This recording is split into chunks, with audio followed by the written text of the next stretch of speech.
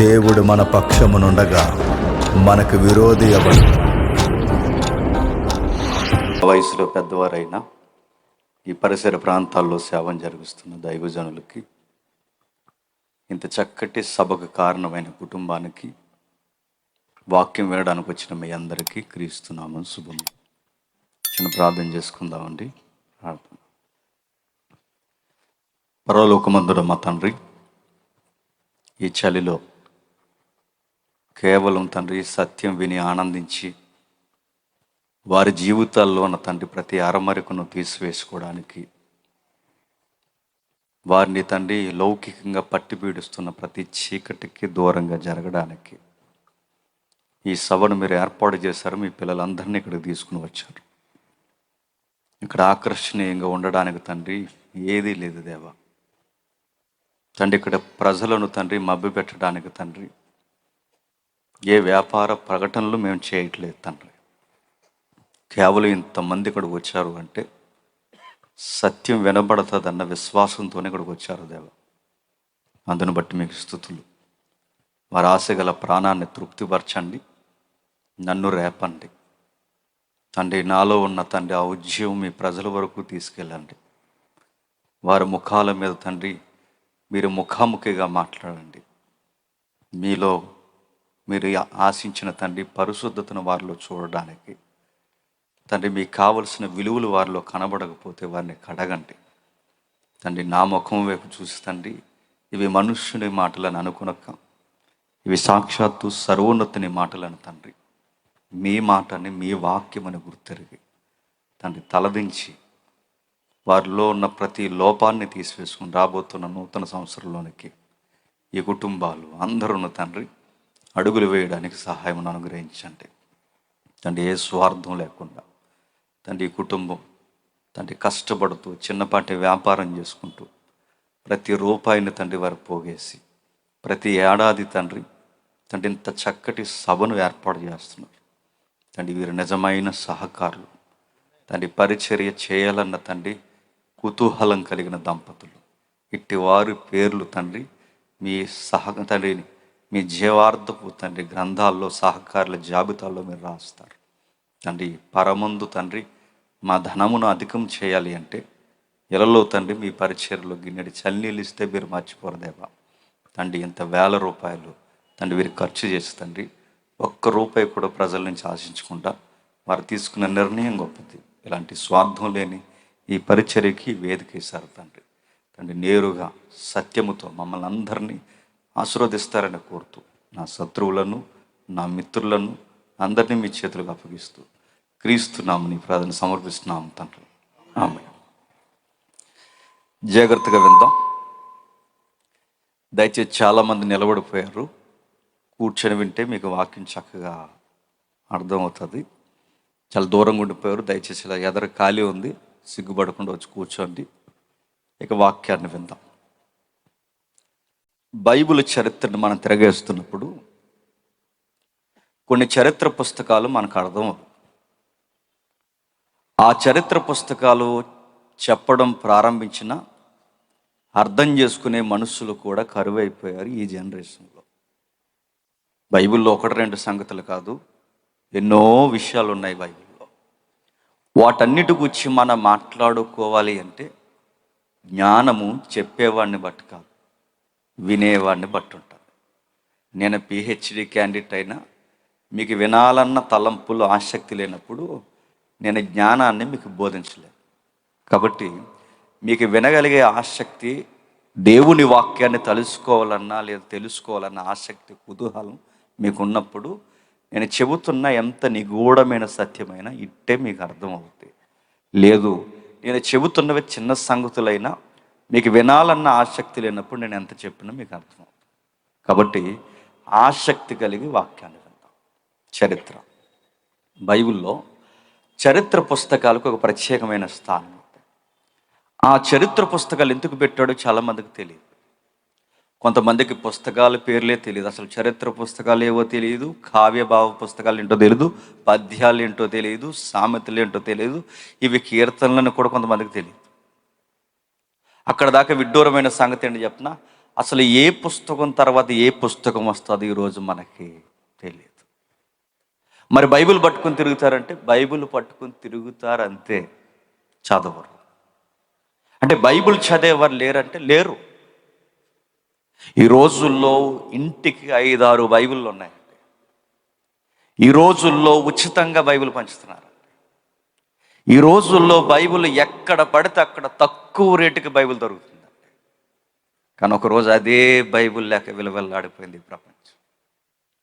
ఈరోజు బైబిల్ ఉన్నా మనం చదవట్లేదు. ఒకరోజు బైబిల్ ఉంటే బాగున్ను, చదువుకుందామని ఎదురు చూసిన భక్తులు ఉన్నారు.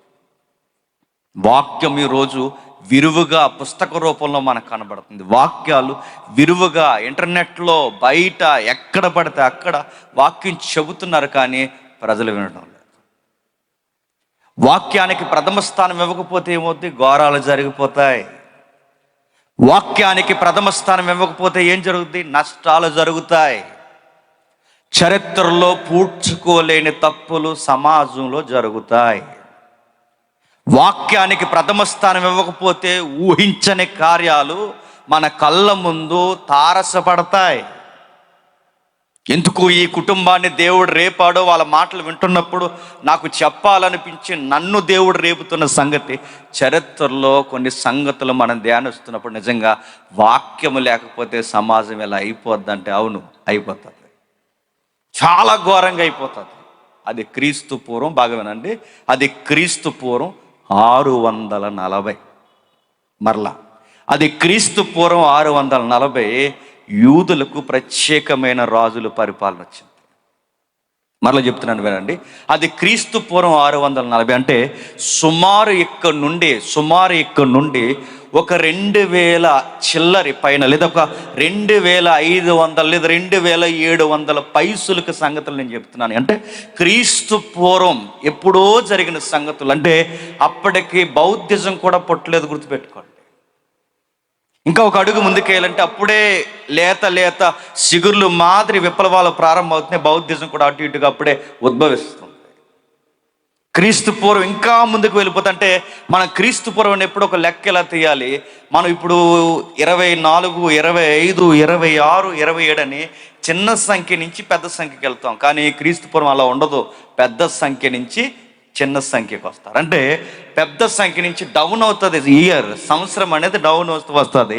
అంటే ఆ క్రీస్తు పూర్వం 640లో ఏం జరిగింది? చరిత్ర 2 ముక్కలయ్యింది.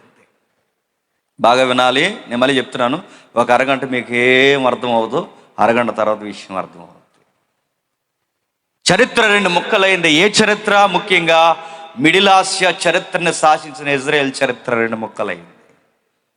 ప్రపంచానికి ప్రతీకగా ఉండాల్సిన ఇజ్రాయెల్ ప్రపంచం 2 ముక్కలయ్యింది. ఏమైంది? దేవుడు ప్రత్యేకమైన ఒక వాగ్దానం ఇచ్చాడు అబ్రహాముకి. అబ్రహాముని దేవుడు అన్నాడు, నీ ద్వారా ఈ ప్రపంచాన్ని నేను ఆశీర్వదించబోతున్నాను. అబ్రహాం, నీ ఊరిని, నీ వారిని, నీ ఇంటి వారిని, నీ తోబుట్టువుల్ని, నీ ఆచార కర్మకాండలు, నది ఆవల ఆరాధిస్తున్న నీ కుటుంబం యొక్క ఆరాధన క్రమాన్ని మొత్తం వదిలి ఏకదేవుడినైన నన్ను ఆరాధించడానికి కదులొచ్చాయి అన్నాడు. అబ్రహాం బయలుదేరాడు. అబ్రహాం బయలుదేరితే దేవుడు అబ్రహాంకి వాగ్దానం ఇచ్చాడు, నేను చెప్పే దేశానికి బయలుదేరాలమన్నాడు. ఇప్పుడు ఎక్కడ క్లియరెన్స్ లేదు. అబ్రహాముకి చెప్పాడు, బయలుదేరిపోయాడు. అబ్రహాముతో పాటు శారమ్మ కూడా బయలుదేరిపోయింది. మొత్తం లగేజ్ సర్దారు. అది 4 రోజుల టూర్ కాదు, వారం రోజుల టూర్ కాదు, అది నెల రోజులు కాదు, 1 year కాదు. ఇక మళ్ళీ వస్తారో రారో కూడా ఇంక పక్కోళ్ళు కూడా చెప్పలేదు. ఇక శాశ్వతంగా ఊరుదులు వెళ్ళిపోతున్నారు. ఎక్కడికి వెళ్ళిపోతున్నారు? సర్వోన్నతుడైన దేవుడు మమ్మల్ని వచ్చేమన్నాడు. శారమ్మ కన్నా తెలుసు అంటే శారమ్మకే తెలియదు, అబ్రహాం గారికే తెలియదు, శారమ్మ కూడా చెప్పలేదు. టకా లగేజ్ అంతా సర్దారు. ఊరు వాడ ఎవరైనా అడిగితే ఎక్కడికి వెళ్తున్నారంటే విచిత్రమైన ఆన్సర్ చెప్తారు, ఇంకా తెలియదు, వెళ్తున్నాం అంటారు. అది ఏ ఊరంటే తెలియదు. దేవుడు వచ్చేమన్నాడు, వెళ్తున్నాం అంటే కనీసం ఏ ఊరు వెళ్తున్నారు, ఎప్పుడు వస్తారో తెలియదు. మొత్తం మీద విశ్వాసంతో బయలుదేరిపోయాడు. అబ్రహాముకు మాట ఇచ్చాడు, నీ ద్వారా ఈ ప్రపంచాన్ని ఆశీర్వదిస్తాను. అబ్రహాముకి ఇస్సాకు గరాల కొడుకు, ఇస్సాకుకి యాకోబు, ఆ యాకోబుకి 12 మంది. వినాలి బైబిల్ చరిత్ర. యాకోబుకి 12 మంది కొడుకులు. ఆ 12 మందికి జనాభా విస్తరిస్తే ఆ ఇస్రాయేలు అనే పేరు ప్రస్తావన జరిగింది. మరలా అంటే అబ్రహాము, ఇస్సాకు గర్భాన్న ప్రత్యేకింపడిన యాకోబు, ఆ యాకోబు మళ్ళీ సగ జీవితంలో మారితే నీ పేరు యాకోబు అని ఎవరన్నారు? ఈ రోజు నుంచి నీ పేరు ఇశ్రాయేలు అని దేవుడు పేరు మార్చి ఆయనకి ఇశ్రాయేలుని స్థిరపరిస్తే, ఆ ఇశ్రాయేలుకి 12 మంది పుట్టారు గనక ఆ 12 మందికి పిల్లలు పుడితే ఆ 12 మంది పిల్లలు ఇశ్రాయేలీలు అయ్యారు. ఈ ఇశ్రాయేలీకి దేవుడిని విడుదల ఇచ్చాడు. ఒకరోజు అబ్రహాం గారికి ముందే చెప్పాడు, దేశం కాని దేశంలో, ప్రజ కాని ప్రజలో నీ పిల్లలు సుమారు 400 సంవత్సరాలు ఊడిగం చేస్తారు. ఎందుకు ఊడిగం చేస్తారు? మీ వాళ్ళు కొంచెం తిక్కలేవారం ఎక్కువలే అని చెప్పాడు. వాళ్ళకి కొంచెం లైన్ చేయాలంటే కొన్ని ముట్టికాయలు పడాలి, నా సంకల్పం నెరవేరడానికి కొన్ని విషయాల పరంపర జరగాలి. ఇది నా బిగ్ ప్లాన్. అబ్రహాం తీసుకెళ్ళాడు. 400 సంవత్సరాలు ఐగుప్తిలో బానిసలు అయ్యారు. యోసేపు ఉన్నంతకాలం వాళ్ళ యొక్క ఫ్రీడమ్ వాయిస్ బాగుంది. యోసేపు ఉన్నంతకాలం ఫ్రీడమ్ లైఫ్ చాలా చక్కగా ఉంది. యోసేపు వెళ్ళిపోయిన తర్వాత యోసేపుని ఎరగని వారు, ఇశ్రాయేల్ని సహించిన వారు ఒక విషయాన్ని తెర మీద తీసుకొచ్చారు. ఏంటి?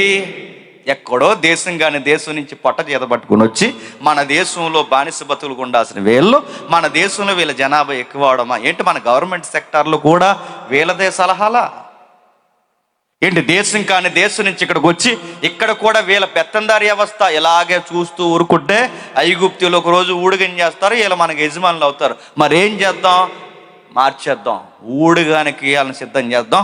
మొత్తం వీళ్ళు ఉన్నంత కాలం పిల్లలు మన ఐగుప్తీలకి ఊడిగం చేయాలి తప్ప వీళ్ళెవ్వరూ మళ్ళీ సింహాసనాల మీదకి ఎక్కడానికి వీల్లేదని కావాలని వాళ్ళని అణిసివేతకు గురి చేశారు. వాళ్ళే ఐగుప్తీలు. అణిసివేతకు గురైన వారు ఇశ్రాయేలు. చరిత్ర వినాలి.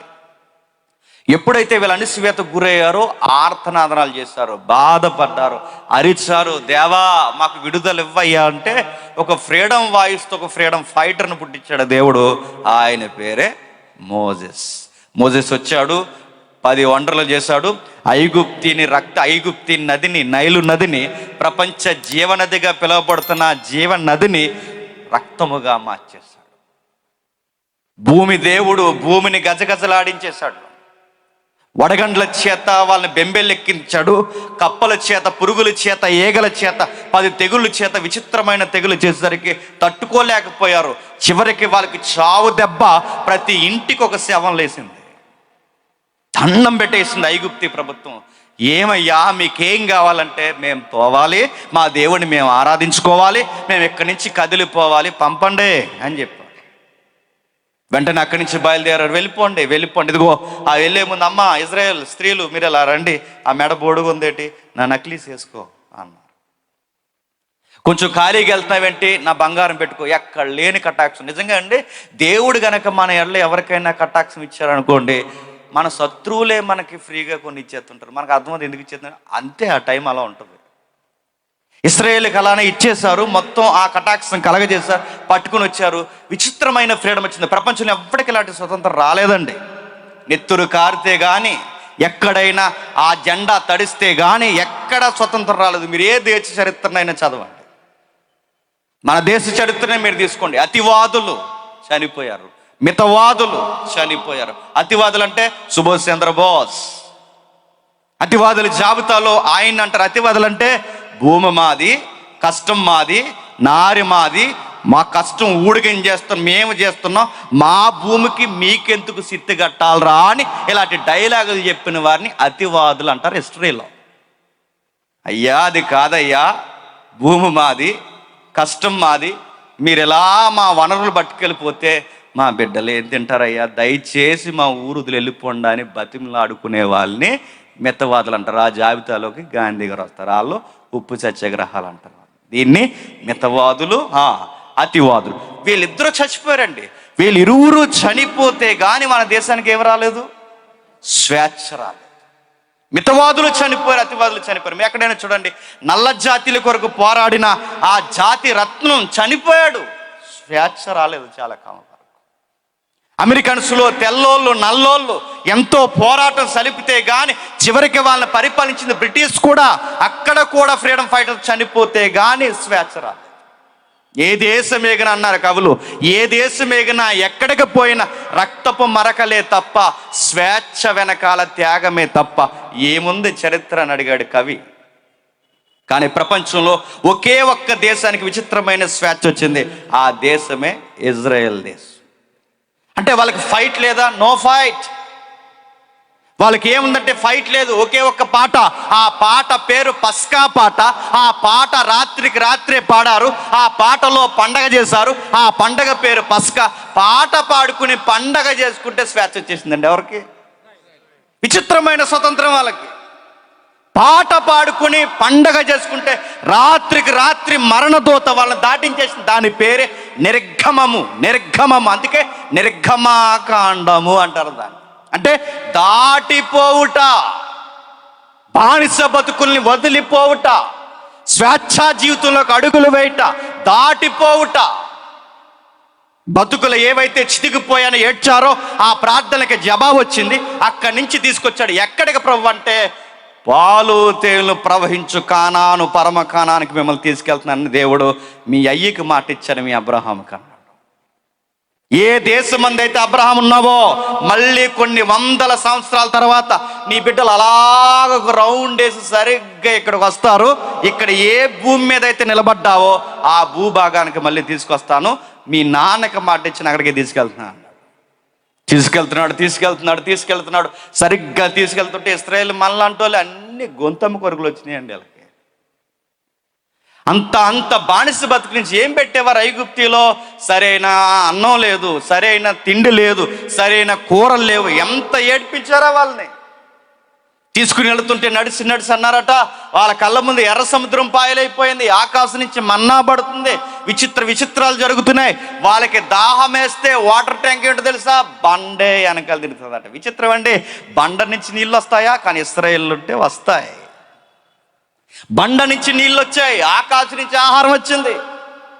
చాలా మంది ఇలాంటి చదివేసి మధ్య బైబిల్ను తప్పుబట్టే కొంతమంది యూట్యూబ్ స్టూడియోలు ఎక్కువైపోయాయి. వాళ్ళు ఏమంటున్నారు తెలుసా? బైబిల్లో ఆకాశం నుంచి అన్నం పడిందట, బైబిల్లో ఆకాశం నుంచి ఆహారం పడిందట. అలా ఎట్టా అయినా పడుతుందా అంటున్నారు. అంటే ఆకాశం నుంచి ఆహారం పడదంటే ఇలాంటి వంకరోల్ని నేను అడుగుతున్నాను, కరెంట్ న్యూస్ అడుగుతున్నాను. మీరు ఎప్పుడైనా మీరు వార్తలు విన్నారో లేదో, ఇటీవల కాలంలో మీరు వార్తలు 2-3 సంవత్సరాల క్రితం వార్తలు విన్నారో లేదో మళ్ళీ వినండి. అవసరమైతే ఆ యూట్యూబ్ చెల్లిని అడగండి, ఆ గూగుల్ తల్లిని అడగండి. ఇప్పుడు కొత్త అక్క వచ్చింది, ఆ వాట్సాప్లో వస్తుందిగా, ఆ అక్కను కూడా అడగండి, చెబుతాను. ఏం చెప్తుంది? ఆకాశం నుంచి ఆహారం పడతాది. ఏం పడిందంటే చేపలు ఆకాశం నుంచి వర్షంగా పడుతున్నాయంటే విన్నారా వార్త? ఆకాశం నుంచి చేపలు పడటం ఏంటి? ఇదే విచిత్రం. ఆకాశం నుంచి చేపలు పడుతున్నాయి. ఆ మధ్య మీరు చూసారు లేదో, మన నెల్లూరు పరిసర ప్రాంతాల్లో ఇంకా పై ప్రాంతాల్లో ఆకాశం నుంచి చేపలు పడితే BMW కారు వేసుకెళ్ళేవాడు కూడా కారు ఆపేసి కవర్ తీసుకుని చేపలు ఎత్తుకుంటున్నాడు. ఆడి కారు కూడా ఆపేశారు, ఆటో దగ్గర నుంచి ఆడి కారు వరకు ఆపేశారు. ఆకాశం నుంచి చేపలు పట్టవేంటి? వింత. సైన్స్ని అడిగారు, మేధావుల్ని అడిగారు. ఈ మేధావుల్ని ఏమనంటే, అయ్యా ఆకాశం నుంచి చేపలు పట్టవేంటి అయ్యా అంటే, సుడిగుండాలు వచ్చి అలా చెరువు మీదకి వచ్చి అలా సముద్రం మీద తిరిగి ఆ సుడిగుండాలు అలా పట్టుకెళ్ళి ఆ మేఘాలకు అంటించాయంట చేపలని. అక్కడి నుంచి చేపలు పడ్డాయంట. కథ బాగా చెబుతారండి. ఆకాశంలో కట్ట సుడిగుండాలు వచ్చి అడుగుతున్నాను, సుడిగుండాలు చేపలు పట్టుకెళ్ళి అక్కడ గురిపించంటే సుడిగుండని చెప్పింది అంటే అడుగుతున్నాను. చెరువులో ఒక చేపలే ఉంటాయండి, కప్పలు ఉంటాయి, నత్తలు ఉంటాయి, గొల్లు ఉంటుంది, గుర్రపు డెప్ప ఉంటుంది, సరిగ్గా క్లీనింగ్ లేకపోతే చెత్త ఉంటుంది. ఈ చెత్తనంతా వర్షమందంటే మీరు ఎవ్వరు రాకండి చేపలారా, మీరే రండందా. మీరు వార్తను పరిశీలించండి, చేపలు ఒక్కటే పడ్డాయి, ఒకే జాతి పడ్డాయి. విచిత్రం అండి, ఒకే జాతి చేపలు.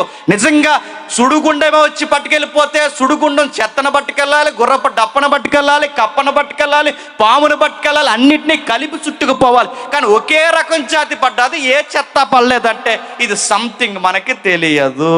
అంటే దీన్ని బట్టి మనకేమర్థం అవుతుంది? వినేల ఆకాశంలో కనబడుతున్న ఈ వింతైన ఆకాశంలో ఈ మానవ మేధస్సుకు అందనవి ఇంకా ఉన్నాయి.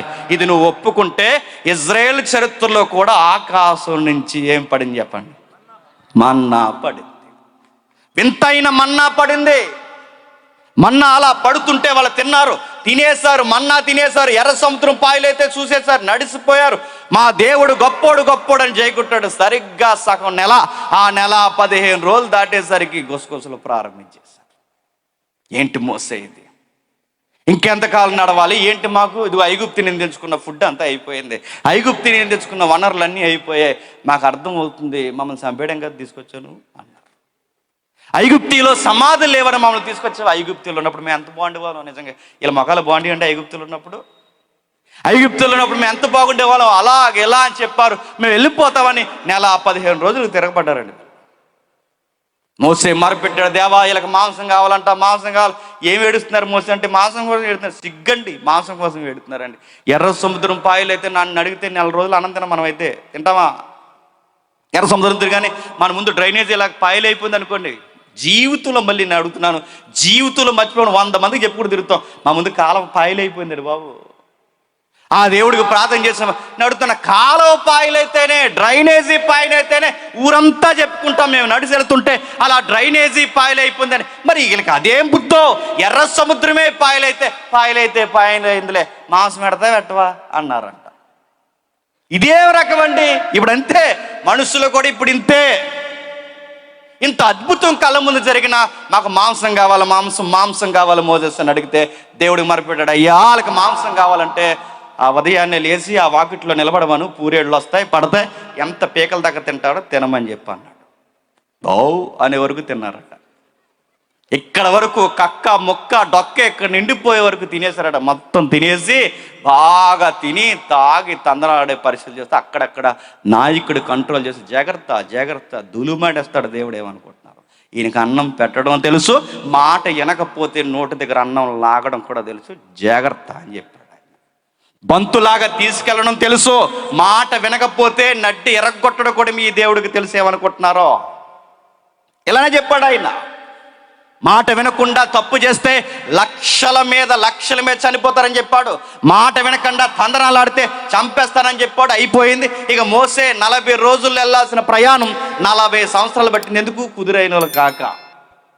కొన్ని కార్యక్రమాలు దేవుడు వెంటనే చేయాలనుకుంటాడు. 25లో అంటే 2025లోనే నీ కొరకు కొన్ని కార్యక్రమాలు చేయాలని దేవుడు రాసి పెట్టుకుంటాడు. మనం చేసే వంకర పనులు సరిగ్గా లేక టైం టేబుల్ మారిపోతుంది, 2030కి పోతుంది. ఇశ్రాయేల్ కూడా అంతే. ఆయన అన్ని కార్యక్రమాలు రెడీ చేశాడు. 40 రోజుల ప్రాజెక్ట్ అండి, 40 రోజులు వెళ్ళాల్సిందే. వీళ్ళకి 40 సంవత్సరాలు ఎందుకు పట్టింది? Train up. వీళ్ళకి నడ్డు వంగదీయాలి, వీళ్ళకి విలువ తెలియాలి. అన్నం విలువ తెలియకపోతే అన్నాన్ని ఎగరేసుకుంటూ తిరుగుతారు. సంపద విలువ తెలియకపోతే సంపద నెత్తి మీద పెట్టుకుని తొక్కుకుంటూ తిరుగుతారు వీళ్ళు. అందుకే వీళ్ళకి తెలియాలి, డబ్బు విలువ తెలియాలి, అన్నం విలువ తెలియాలి, ప్రతిదీ తెలియాలని ఇశ్రాయేలుకి పాఠాలు నేర్పించాడు. చక్కగా పాఠాలు నేర్పించాక మోసేకి టైం అయిపోయింది. మోసే వీళ్ళ వలన ఇసుకుపోయి కాని మాట ఒకటని మోసే గారు కూడా దేవుడికి వ్యతిరేకమైపోయాడు. గొప్ప నాయకుడు మోసెస్, ఇలా రా అని పిలిచాడు. మై లార్డ్, ఇలా రా, కానాను భూభాగం చూస్తావా? చూస్తాను ప్రభువా. ఇలా రా, ఆ కొండ పైకెక్కు, అక్కడి నుంచి ఒక లుక్ అయ్యి ఎలా ఉందో ఒకసారి చూడంటే చాలా బాగుంది ప్రభు అంటే దేవుడు అన్నాడు, నువ్వు వెళ్ళవు అన్నాడు. ఏ ప్రభు అంటే మాట్లాడమంటే మనను కొట్టావు, ఇశ్రాయేలు ముందు నా పరిశుద్ధతను తగ్గించావు, అందుకే నీకు చెప్తున్నాను ఇక నువ్వు వెళ్ళవు. మరి ఎవరు నెక్స్ట్ తీసుకెళ్ళేది? సేమ్ మోసేలాగే అంత తీవ్రత ఉన్న కుర్రోడు ఉన్నాడు. ఆ కుర్రోడు పేరే యెహోషువ. నాకెందుకో యెహోషువ చరిత్ర చదువుతుంటే చాలా ఉజ్జీవంగా అనిపిస్తుంది. కొండపైన 40 రోజులు మోసే దేవుడితో మాట్లాడి, అక్కడ మోసే దేవుడితో మాట్లాడి కొండపైన మోసే రగిలిపోతుంటే కొండ కింద రగిలిపోతున్న వ్యక్తి ఎవరో తెలుసా? యెహోషువ. సరి అయిన గురువు తగ్గ శిష్యుడు. మనము గురువుకులా ఉంటే చెప్పండి పరమానంద శిష్యుల్లో ఉంటాం. గురువు తగ్గ బిడ్డల పుట్ర, అందుకే చూడండి పండిత పుత్ర చెప్పండి.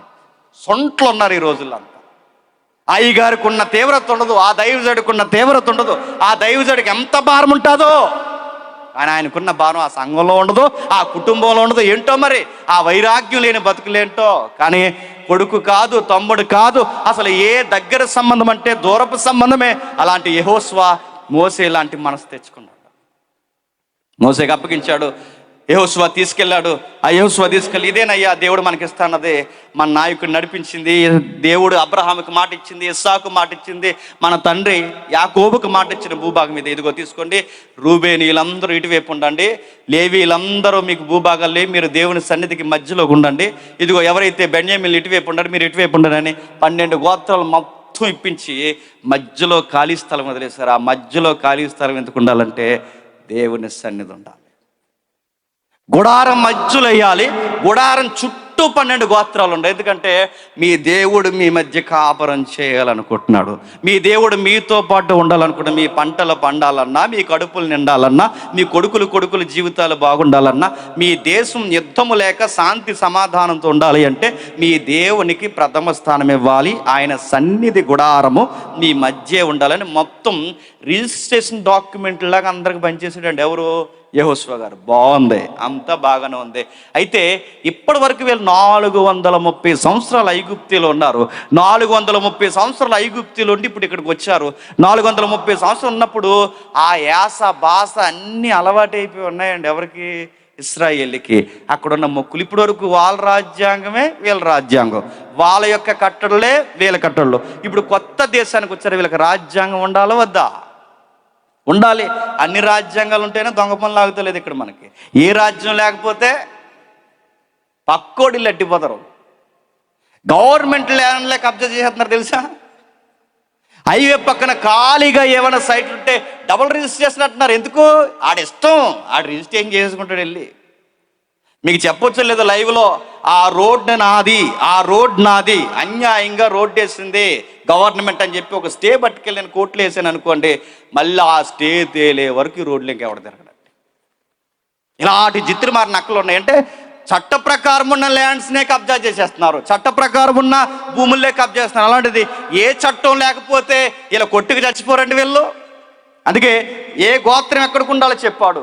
అసలు సివిల్లా నేర్పించాడు ప్రతి ఒక్కరికి. ఇదిగో మీ భూమిది, వాడి నీరు ఇటు రాకూడదు, నీ నీరు అటు వెళ్ళకూడదు, చక్కటి రాజ్యాంగం ఇచ్చి వాళ్ళని స్థిరపరచాడు. ఎలా ఉండాలయ్యా అనే సంస్కృతి అంతా నేర్పించాడు. అప్పటికే 5 కాండాలు సంపూర్తి చేసి ఇదే మీకు ప్రధానమైన రాజ్యాంగం, దీన్ని పోవద్దు, దీన్ని పాటించినంత కాలం బాగుంటారు, ఈ రాజ్యాంగం పాటించకపోతే చిత్తు అయిపోతారు. చుట్టూ చూసుకోండి, మిమ్మల్ని మింగేసే జాతులు ఎన్ని ఉన్నాయి ఇశ్రాయేల్ దేశమా. చుట్టూ తీసుకోండి. ఇదిగో ఆ ఫిలిస్తీన్లు కానీ, ఆ మోయాబీలు కానీ, ఆ అమోనీలు కానీ, ఏవైతే ఈ తెగలు ఉన్నాయో ఈ తెగల చుట్టూ చెదరగొట్టబడి ఈ మధ్యలో దేవుడు మీకు ఇచ్చాడు. మీరు దేవుడికి లోబడినంత కాలము వాళ్ళు మీకు వానపాములతో సమానం. మీరు దేవునికి లోబడకపోతే ఈ వానపాములే పైకి లేచి పడగిప్పేసి మిమ్మల్ని బెదిరించేస్తారు. మరి ఎలా లోపడాలి? అందుకే దేవుడు మీకు చట్టం ఇచ్చాడు. ఆ చట్టమే ఆది కాండం నుంచి చెప్పండి ద్వితీయోపదేశ కాండం వరకు 5 కాండాలు మీకు రాజ్యాంగం. దీన్ని మీరు పాటించాలని యెహోషువ ద్వారా ఇశ్రాయేలుకి స్థిరపరిచి బలపరిచి రాజ్యాంగం ఇచ్చాడు. ఇది ప్రతిరోజు యాజకుడు చదవాలి, ప్రతిరోజు ప్రజలు వినాలి. ఈ బైబుల్ని బాగా విని నేర్చుగా బతకాలి. ఇది ఉన్నంత కాలం మీరు బాగుంటారు, ఇది లేదో నాశనమైపోతారు. పాటించినంత కాలం పాటించారు, కాలం మారింది. యెహోషువ వయసు కూడా అయిపోయింది. యెహోషువ వయసు అయిపోయిన తర్వాత వాళ్ళకి న్యాయం తీర్చాలంటే నాయకులు ఉండాలి కదండి. ఆ టైంలోనే యెహోషువ పుస్తకం తర్వాత మనకి వెంటనే ఎదురయ్యేది జడ్జెస్, న్యాయాధిపతులు ఎందుకు వచ్చారు? ఎందుకంటే ఇప్పుడు ప్రజలకు గొడవ జరిగితే న్యాయం తీర్చాలి ఉండాలి. మోసే ఉన్నంత కాలం తీర్చాడు, యెహోషువ ఉన్నంత కాలం తీర్చాడు. మరి ఇప్పుడు ఎవరొకరు ఉండాలిగా. ఎవరు? న్యాయాధిపతులు వచ్చారు. 24 పైసలకు న్యాయాధిపతులు వచ్చారు. ఈ న్యాయాధిపతులైనా తినంగా ఉన్నారా? ఒకరు బాగున్నారు, ఒకరు బాగోలేదు, ఒకరు మంచిగా ఉన్నారు, ఒకరు మంచిగా లేరు. మొత్తం మీద న్యాయాధిపతుల కాలం సరిగ్గా జరుగుతుందంటే ఆ న్యాయాధిపతుల కాలం కూడా అయిపోయింది. బాగా వినాలి, బైబిల్ అవుట్లైన్స్ మాత్రమే చెప్తుందని వినండి. ఒక విలువైన సమయానికి మనం వెళుతున్నాం. ఆ న్యాయాధిపతుల కాలం అయిపోయింది. ఆ 24 మంది న్యాయాధిపతులు ఏం చేస్తారో మనకు తెలుసు. సరిగ్గా ఆ 24 న్యాయాధిపతుల పరంపరలో ఆ చివరిగా న్యాయాధిపతి అనొచ్చు, మరో పక్కన ఆయన ప్రవక్తను కూడా అనొచ్చు. ఆయనే సమూయేలు గారు. ఎవరు? సమూయేలు గారు. సమూయేలు గారు తెర మీదకి వచ్చే సమయానికి దేశం ఎలా ఉందండి? ఒక్కొక్కడో బాగా వినండి, ఒక్కొక్కడో తాగి తందనాలు ఆడుతున్నాడట. కుటుంబంలో, సంసారంలో, సమాజంలో, సంఘంలో ఎక్కడ విలువలు లేవంట. సంసారాలు పాడు చేసుకున్నారట, సంఘాలు పాడు చేసుకున్నారట, ఎక్కడా విలువలు లేవట. అందుకే ఆ రోజుల్లో రాయబడిన మాట్లాడి తెలుసా, పోకిరీలు ఎక్కువైపోయారట దేశం. ఎవరు? పోకిరీలు. మీకు పోకిరీలు అంటే హీరోలు గుర్తురా కూడా, తెలుగు హీరోలు. పోకిరీలు అంటే ఎవరు చెప్పినా వేస్ట్ ఫలియగాళ్ళు ఎక్కువైపోయారట. ఇంకో ఘాటు ఉండాలని చెప్పినా సన్నాసగాళ్ళు ఎక్కువైపోయారట. ఇంకో ఘాటు అయిన మాట చెప్పినా మూర్ఖులు ఎక్కువైపోయారట. ఇంకా చెప్పినా ఈ పదం మీకు నచ్చినా నచ్చకపోయినా ఎదవలు ఎక్కువైపోయారట. ఆ పదం ఉంది అక్కడ. ఆ పదం ఏదంటే అల్లరి చేయవారు, పోకిరీలు. వాడిక భాషలో మూలాలు ఈ పదాలు రాసింది. పోకిరీలు ఎక్కువైపోరు. ఈ పోకిరీ ప్రపంచానికి అడ్డుకట్టేయాలి అంటే ఇప్పుడు సరి అయిన న్యాయాధిపతి రావాలి. ఎవరు? తెర మీదకి తలుక్కుమని వచ్చాడు. ఆ తల్లి, చక్కటి తల్లి, లేటుగా బిడ్డ పుడితే అప్పుడు మాట ఇచ్చింది, అయ్యా నాకే గనక బిడ్డిస్తే ఈ సంసారాల్ని, ఈ సమాజాన్ని, ఈ సంఘాలని అన్నిటినీ బాగు చేసి ఒక మగ బిడ్డనిస్తే వాడిని తెచ్చి నీ మందిరానికి ఇచ్చేస్తానయ్యా, వాడి ద్వారా నువ్వేం చేస్తావో చెయ్యి. అతగాడి పేరే సమూయేలు. కొంతమంది తల్లులకి కావాలని దేవుడు పిల్లలు లేట్ చేస్తాడని. ఎందుకంటే అందరికన్నా మీరు ప్రత్యేకం, గుర్తుపెట్టుకోండి. లేటుగా బిడ్డలు పుడితే ఎవరైనా బాధపడకండి, కలత చెందకండి. ఎందుకంటే చరిత్రలో ఆలస్యమైన ప్రతి తల్లికి వజ్రాల లాంటి కొడుకులు, కూతుర్లు పుట్టారు. ఒకవేళ ఆలస్యమైన తల్లులు ఎవరుంటే మీరు ఏం బాధపడకండి. మీకు ఎంత ఆలస్యం ఉందంటే ఒక మాట అయితే నేను చెప్పగలను, మీ నుంచి దేవుడు ఏదో మాట ఎదురు చూస్తున్నాడు. ఆ ఒక్క మాట మీరు నిబంధనగా ఒప్పుకుంటే ఆ తర్వాత ఖచ్చితంగా దేవుని వాగ్దానం మీలో నెరవేరుతుంది. కానీ మీరు అది చెప్పరు నోరిప్పి. అదేదో తెలుసుకోండి. దేవుని అడగండి, దేవా మా నుంచి నీకు ఏ నిబంధన కావాలి, ఏ మాట కావాలని అడగండి. అన్న మాట ఇవ్వడానికి ఆలస్యం చేసింది కనుకే ఆ మెలకువేదో ముందు సంవత్సరం వచ్చుంటే అప్పుడే అన్నాకు ఎవరు పుడుతురండి? సమూయేలు పుడుతుడు. అందుకే ఆవిడ సరైన మెలకు వచ్చింది. నా గొడ్రాలతనం పోవడానికి ఆడపిల్ల కాదు, నా గొడ్రాలతనం పోవడానికి పిల్ల పుడితే చాలని లేదు. నా గొడ్రాలతనం నాకే కాదు, ఈ దేశానికే గొడ్రాలతనం వచ్చింది. ఈ గొడ్రాలతనం పోవాలంటే మగ బిడ్డ కావాలని అడిగింది. సరిగ్గా పుట్టాడు. వచ్చిన తర్వాత సంస్కరణ ఉద్యమాలు ప్రారంభించాడు సమూయేలు. అడిగేశాడు, పెద్దలను కూర్చోబెట్టి అడిగేశాడు, ఊరు వాడిని కూర్చోబెట్టి అడిగేశాడు. ఎక్కడికక్కడే ప్రజలు కూర్చోబెట్టి తప్పు, ధర్మశాస్త్రం ప్రకారం ఇలా జరగకూడదు, నువ్వు రాజు అయితే నువ్వు రాజువైనా నువ్వు మారాల్సిందే అని చెప్పాడు. రాజుకైనా అధిపతికైనా ఎవరికైనా ఒకే దేవుని శాస్త్రాన్ని, ఆ పుస్తకాలు ఏవైతే ఉన్నావో ఆ 5 గ్రంథాల నుంచి లేదా ధర్మశాస్త్రం నుంచి తీసి ఇది ఎలా ఉంది, ఇది ఖచ్చితంగా పాటించాలని రాజులను, సామంతులను, సామాన్యులను అందరినీ శాసించాడు సమూయేలు. సమూయేలు ఉన్నంత కాలం చాలా బాగుంది దేశం. సమూయేలు టైంలో సరిగ్గా అదే టైంలో సమూయేలుకి వయసు అవుతుంది. ఆ టైంలో సమూయేలు గారికి వయసు అవుతుంది. మళ్ళీ నాయకులు కావాలి. ఎవరు నాయకులు అంటే ఆ 2 కొడుకుల్ని తెర మీద తీసుకొచ్చాడు. సమూయేలు కొడుకులు ఎంత సామెత చెప్పని చూసారా? పండిత గర్భ అన్న చెప్పండి, సుంటలు పుట్టారండి వాళ్ళ. ఆ 2 పుట్టారు. 2 పుట్టి ఏం చేశారు? ఆ 2 న్యాయాధిపతులు. అంటే ఇప్పటివరకు సమూయేలు న్యాయాధిపతి, ఇప్పుడు సమూయేలు న్యాయాధిపతిగా పోతే ఇప్పుడు 2 కొడుకులు న్యాయాధిపతులకు వచ్చారు. ఏం చేశారు? లంచాలకి మరిగి, ఆ అడ్డగోలుతనానికి సంపాదనకు మరిగి న్యాయము తిప్పివేశారని ఉంది బైబిల్లో. అడ్డగోలు సంపాదన అంటే ఇంక అడ్డు అదుపు లేదు. ఎందుకంటే వీళ్ళు చెప్పిందే తీర్పు, వీళ్ళు మాట్లాడిందే తీర్పు. మోతుబరులు అయిపోయారు ఊరికి, దేశానికి. ఎవడన్నా ఎక్కి మాట్లాడితే ఎవర్రా, ఏ గోత్రంలో ఉంటాడు అని అడిగేవా. వాళ్ళు ఏదన్నా చేయడానికి రెడీ అయిపోయారు. వాళ్ళ వలన దేశం విసిగిపోయింది. ఎంత బాగుండేది, ఎంత చరిత్ర ఉండేది. వీళ్ళ నాన్న ఉన్నప్పుడు దేశం ఎంత బాగుండేది. ఈ పనికి మాలం వచ్చిన తర్వాత మన దేశం ఎంత దిగజారిపోయింది. వీళ్ళని దించలేం, ఏమి అనలేం. వీళ్ళ నాన్న ఉండగానే మనం ఏదో ఒక నిర్ణయానికి వచ్చలేదు. ఎందుకంటే ఆ పెద్ద ఆయన కూడా ఇంక వెళ్ళిపోయాడంటే ఇంక వీళ్ళ మన మాట వినరు, మనం ఏమీ చేయలేం. మన పిల్లలు నలిగిపోవాలి. ఆ పెద్ద ఆయన కన్ను మూవికి ముందు ఏదో చేయాలని మొత్తం ఇశ్రాయేల్ అంతా పోగే వచ్చి అన్నారు, అయ్యా మీకు విషయం చెప్పాలి, మాకు రాజు కావాలి అన్నారు. ఏమన్నారు? మాకు రాజు కావాలి. రాజు కావాలి ఎందుకని అడుగుతున్నాను. ఇశ్రాయేలుకి రాజు ఎందుకు కావాలన్నారు? చాలా మంది మనం అక్కడి వరకు చదివి ఆపేస్తాం. ఇశ్రాయేలుకి రాజు కావాలని అన్నారు. చాలా మంది ఇశ్రాయేలుకి తప్పట, ఓకే వాళ్ళు తప్పే. ఇశ్రాయేలుకి రాజు కావాలని ఎందుకని చెప్పిన, సమూయేలు ఫ్యామిలీ అన్ఫిట్ అయ్యింది కనుకే కావాలన్నారు. సమూయేలు కుటుంబమే తినంగా ఉంటే, సమూయేలు లాగా ఉంటే ఇశ్రాయేలు నోట ఏ మాట రాదు చెప్పండి? రాజు కావాలని రాదంటే సమూయేలు కొడుకులు సమూయేలులా లేరు కనుకే రాజు కావాలని అడిగారు. అప్పుడు సమూయేలు బాధపడుతున్నాడు. దేవుడు అన్నాడు, నువ్వెందుకు సమూయేలు బాధపడతావు? బాధపడాల్సినది నేను. దేవుడు మౌనంగా ఉన్నాడు అక్కడ. బాధపడాల్సింది నేను. ఆ మాటకు అర్థం ఏంటి చెప్పినా, నేను బాధపడాలి, నువ్వు కదా. ఎందుకంటే నీ కొడుకులే తిన్నంగా ఉండుంటే వాళ్ళ నోట అది రాదు. ఇప్పుడు నేనేమనను, నేనేం ఎత్తను. ఒక విషయం అయితే చెప్పు, రాజుల పరిపాలన వాళ్ళకి మంచిది కాదని చెప్పు. వాళ్ళకి రాజుల పరిపాలన మంచిది కాదని చెప్తే వివరించాడు సమూయేలు. అలా ఉంటే ఎలా ఉంటుంది, ఎలా ఉంటే ఎలా ఉంటుంది. మనలో మనకి నాయకుడు అయితే మనతో మన పిల్లలను ఊడిగం చేస్తారు, గుర్రాల మీద పరిగెట్టిస్తారు, వాళ్ళు తిన్న పాత్రలు ఎత్తిస్తారు. మన పిల్లలకు ఊడిగం బతుకులు వస్తాయి, మళ్ళీ ఐగుప్తి లాంటి ఛాయలు వచ్చేస్తాయి. మనకి రాజు అవసరమా? దేవుడే మనకు రాజు అంటే మొత్తం విని అన్నారట, మాకు రాజే కావాలన్నారు. మాకు రాజు పరిపాలన కావాలంటే దేవుడు అన్నాడు బాధపడి, ఇచ్చే. వాళ్ళు అడిగింది ఇచ్చే. ఆ ఇశ్రాయేలుకి మొట్టమొదటి, బాగా వినాలి, ఆ ఇశ్రాయేలుకి మొట్టమొదటి రాజే సౌలు అయ్యాడు. ఇశ్రాయేలుకి మొట్టమొదటి రాజు ఎప్పుడైతే సౌలు అయ్యాడో, సౌలు 40 సంవత్సరాలు బాగుంటాడు, 40 సంవత్సరాలు చక్కగా పరిపాలించాడు. మొత్తం మీద కొన్ని ఒడిదుడుకులు ఉన్నాయి. ఆయన సంవత్సరంలో లేదా 40 సంవత్సరాలు అయితే దేశం చీలికలు రాలేదు. తర్వాత రాజు ఎవరు వచ్చారు? దావీదు గారు వచ్చారు. ఎందుకంటే ప్రజల మన్నన పొందిన నాయకుడు, చక్కటి ఫాలోయింగ్ ఉంది. ఆయన అలా ఈదులోకి వస్తే ఆయన మీద ఒక కేకేస్తారు.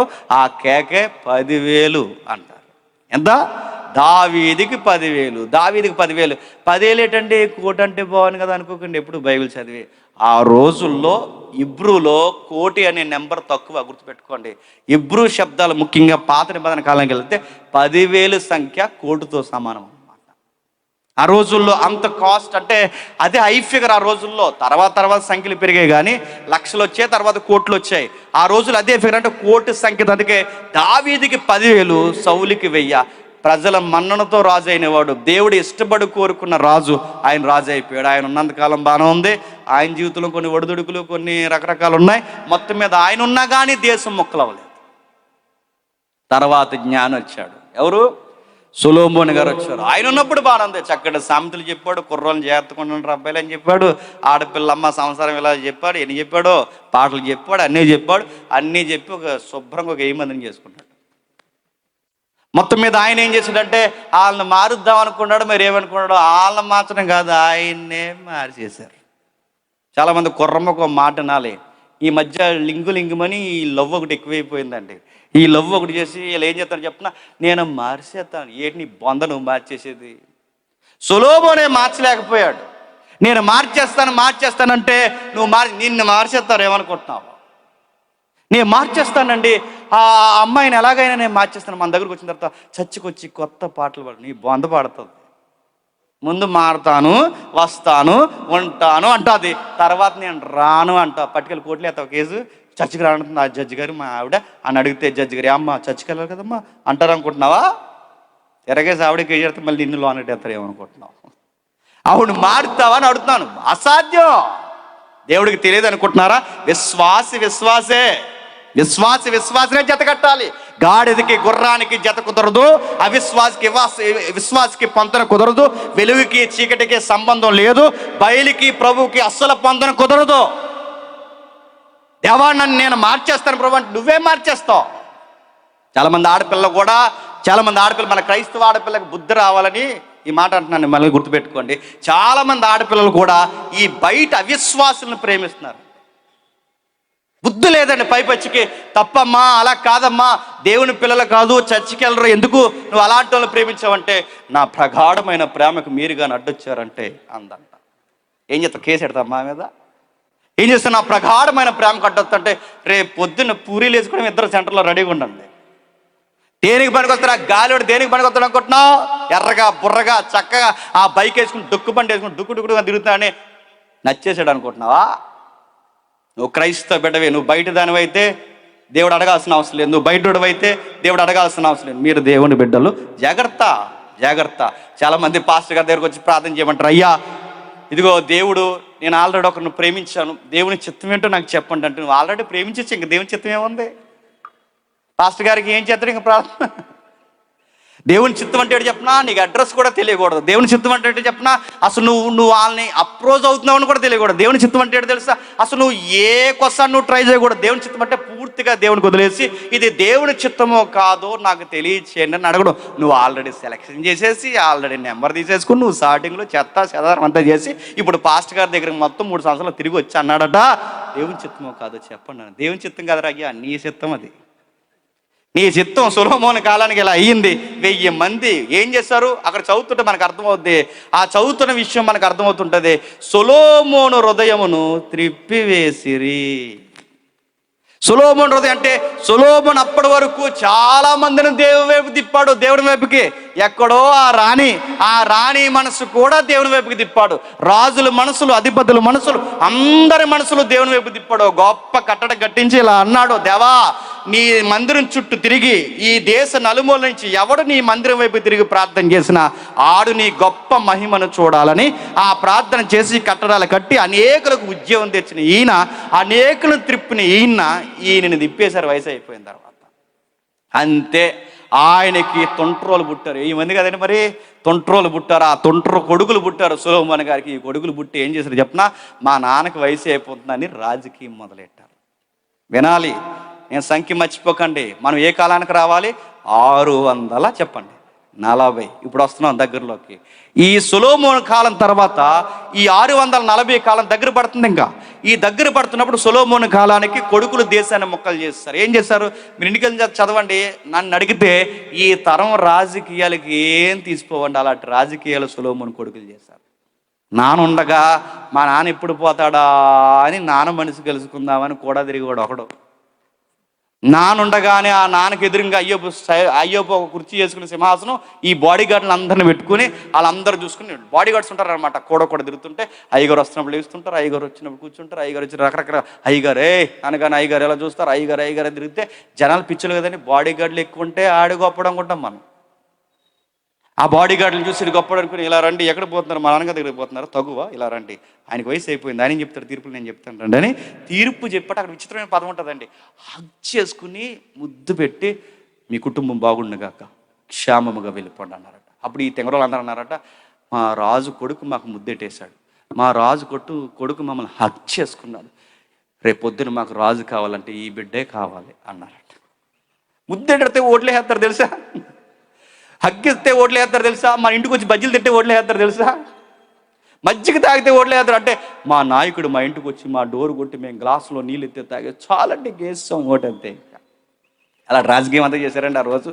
హగ్గులు ఇచ్చి మనసు గెలుచుకోవాలనుకున్నారు, తీర్పులు తీసి మనసు గెలుచుకోవాలనుకున్నారు. ఈ మధ్యకాలం మీరు గమనిస్తున్నారు లేదు, ఈ మధ్య ఒక 10-15 ఇయర్స్ నుంచి మీరు గమనిస్తున్నారు లేదు, సోషల్ మీడియాలో ఈ వార్త ఇలా వచ్చిన వెంటనే మా నాయకుడు స్పందించాడు. ఎందుకంటే ప్రేమ ఉండి అనుకుంటున్నారా, స్ట్రాటజీ.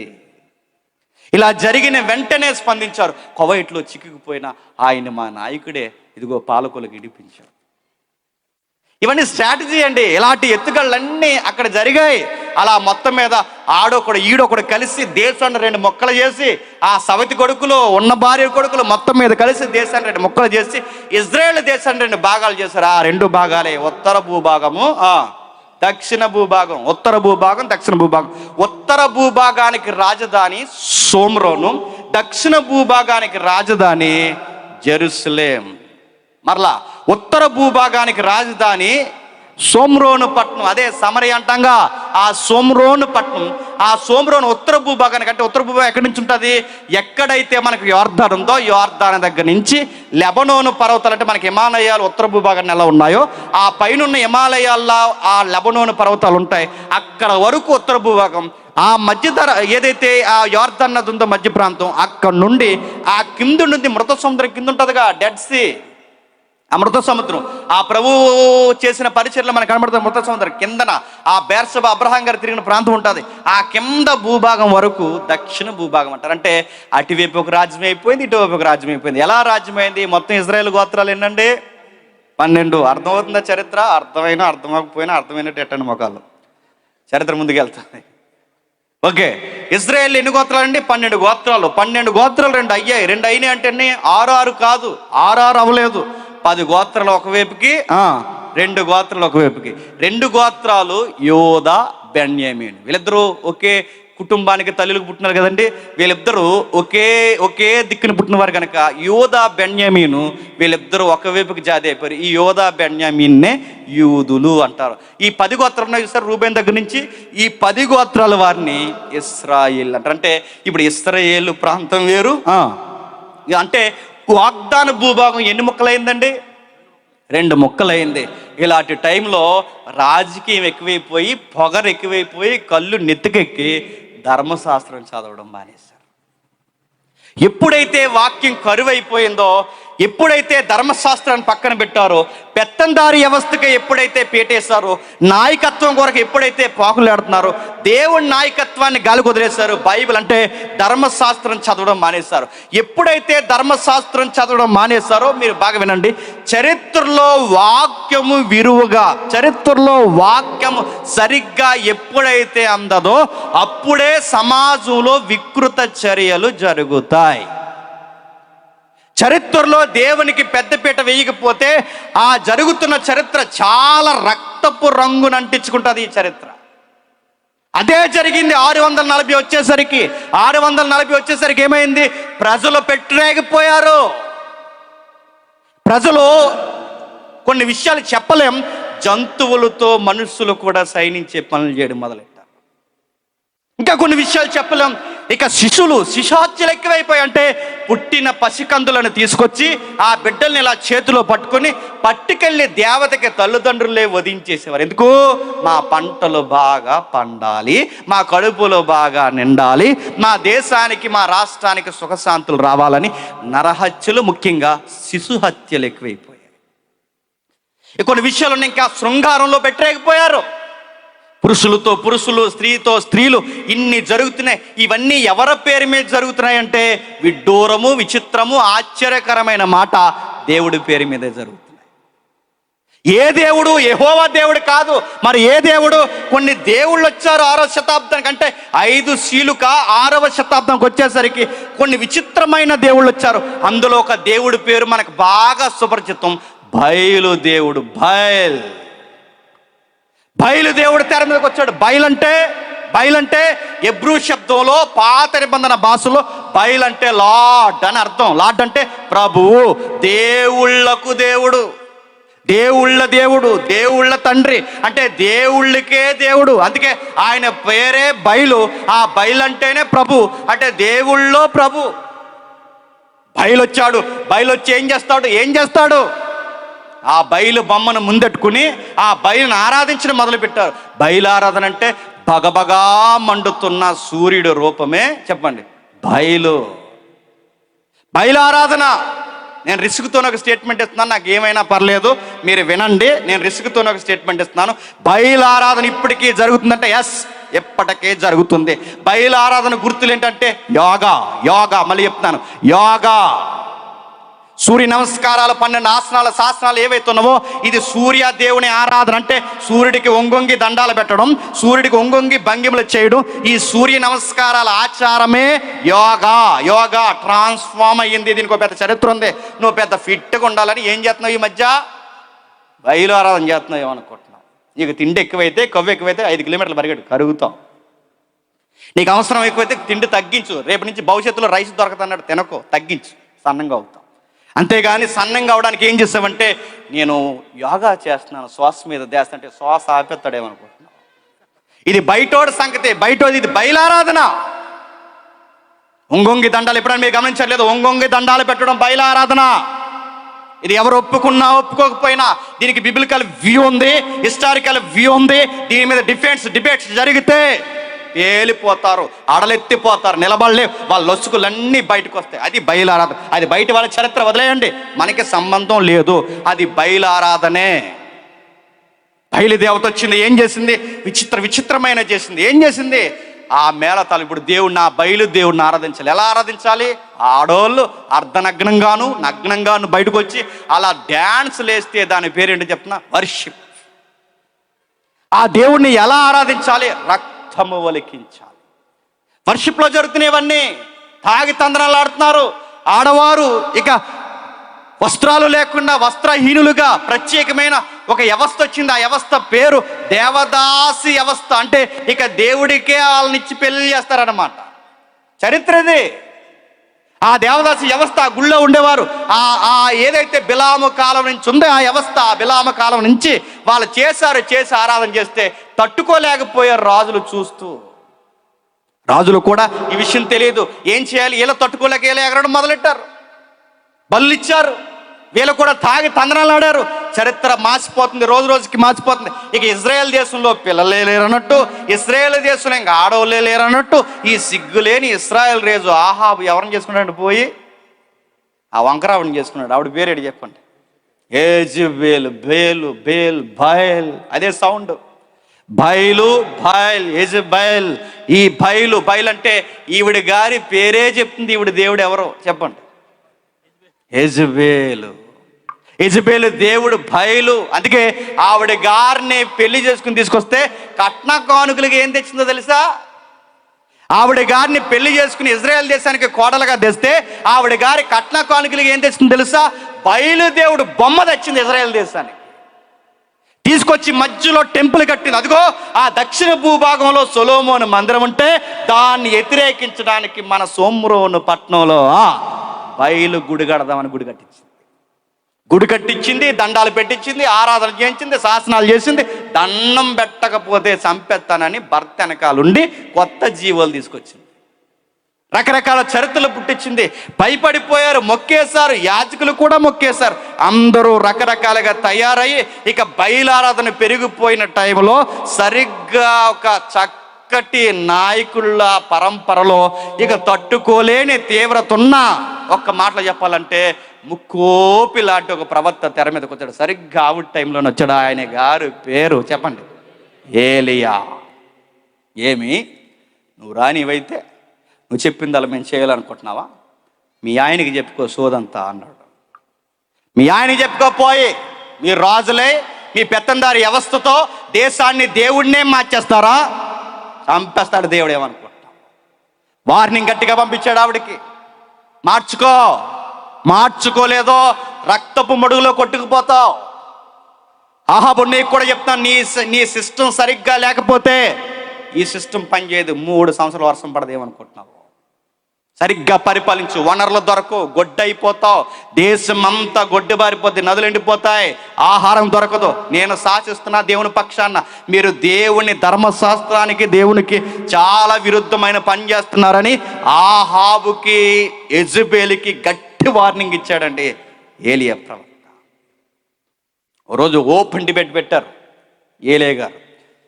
2 పడవల మధ్య మీరు నడవడం మంచిది కాదు. ఆ సోదిగాలి మాటలు మీరు నమ్మకండి. నిజ దేవుడు ఎవరో నేను తేల్చేస్తాను ఈరోజు అన్నాడు. ఏది నిజ దేవుడు ఏంటి ఎలా తేలుస్తారంటే ఓపెన్ డిబేట్. ఎవరైతే ఉన్నారో ఆ బయలు ప్రవక్తలను ఒకవైపు నిలబడమనండి, నేను ఒక్కడిని ఒకవైపు నిలబడతా అన్నాడు. వాళ్ళందరిని ఒకవైపు నిలబడమను, వాళ్ళ దేవుడి పేరు మీద తీసుకుని రమ్మను. ఆ దేవుడి పేరు మీద ఒక పచ్చి మాంసం, పచ్చి కట్టెలు, తడిసిన ఆ బలిపీఠాలు పెట్టి వాళ్ళ దేవుడు నిజమైన వాడైతే వాళ్ళు ఆరాధన చేస్తారో, ఇంకా ఏం చేస్తారో, కొట్టి కింద మీద దొల్లి ఆ రక్తం కార్చుకుంటారో, ఏం చేసుకుని మొత్తం మీద వాళ్ళ దేవుడు నిజమైతే అక్కడి నుంచి ఆ మెరుపు వచ్చి ఆ బలిపీఠాన్ని, కట్టెల్ని, ఆ తడిని మొత్తం తగలబడితే ఆ మెరుపు పుడితే వాళ్ళ దేవుడు నిజ దేవుడు. లేదు నేను ప్రార్థన చేస్తే పైనుంచి మెరుపు వస్తే నా దేవుడు నిజ దేవుడు. ఇది ప్రాక్టికల్గా ప్రూవ్ చేస్తాను. పోటీకి వస్తారేమో అడగండి అంటే తగునమ్మా అని తయారైపోయారు. 400 నుంచి 800 మంది రెడీ అయిపోయి ఒక్కడొక వైపు నిలబడ్డాడు. వాళ్ళందరూ వచ్చేసారు. ఆరాధన మీద ఆరాధన. ఉదయం నుంచి మధ్యాహ్నం వరకు పాటలు పాడారట. రాడే ఆడుంటే వస్తాడు, ఎక్కడి నుంచి వస్తాడు? రాడే పాడుతున్నారు. బైలా రా అన్నారు. రాలేదు. ఏలియా గారు పైకి లేసి ఇలా అన్నాడు, ఆడు రాడు అన్నాడు. ఏ అంటే నిద్రపోతున్నాడేమో అన్నాడు. అదే పులిపోటు మీద ఏదో అంటారు చూసారా, చలిపోటు మీద పులిపోటు.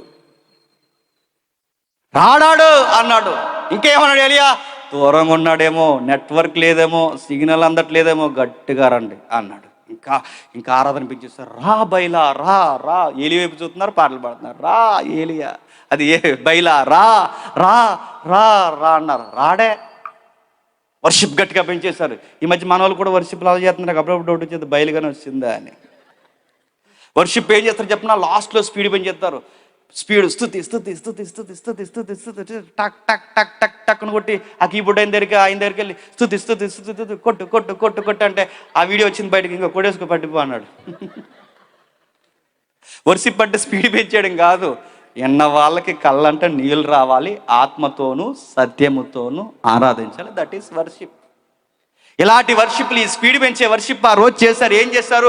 బైలా రా రా రా అంటే రాలేదు, రా వాయిస్ పెంచారు రావట్లేదు, వాయిస్ పెంచారు రావట్లేదు. ఇక ఏం చేశారు? ఎక్స్ట్రీమ్కి వెళ్ళారు. కత్తులు, పొదునైన కత్తులు తెచ్చుకుని ఆ కత్తులు ఇలాగ ఇసురుకున్నారు. ఫటా ఫటా ఫటా ఫటా నరుక్కుని ఆ రక్తం కారుతుంటే రా అంటాడు, రాడు. అప్పుడప్పుడు బ్లాక్ అండ్ వైట్ ఎటలాస్తారి మోపులు, మీరు ఈ పెద్దలు తెలిస్తే పాత బ్లాక్ అండ్ వైట్ మూవీలు మారక ముందు చూసినప్పుడు దేవుడు కానీ దేవత కానీ రావాలంటే లాస్ట్ సీన్ ఏంటంటే హీరోయిన్ స్తంభానికి వేసి కూడా వేసుకుంటుంది, రా రా అని. గంటలో టంకటంగన మూగేస్తుంటాయి, టకటకడ సౌండ్ ఎక్కువైపోతుంది. రా రా రా అంటే అప్పుడు టంగమని దేవుడు వచ్చి భక్తరాల బాధపడుకుంటు రా గుర్రం ఎక్కువ. ఇది సినిమా ఎటలాసారి స్టోరీ కాబట్టి వస్తుంది. రియల్ లైఫ్లో రారు. సాతానుగాడి శక్తే దేవుని యెహోవా శక్తి ముందుకి రాడో రాలేడో, వాడి వల్ల అవ్వదు, వాడు తట్టుకోలేడు. అక్కడ ఉన్నది ఏలియా.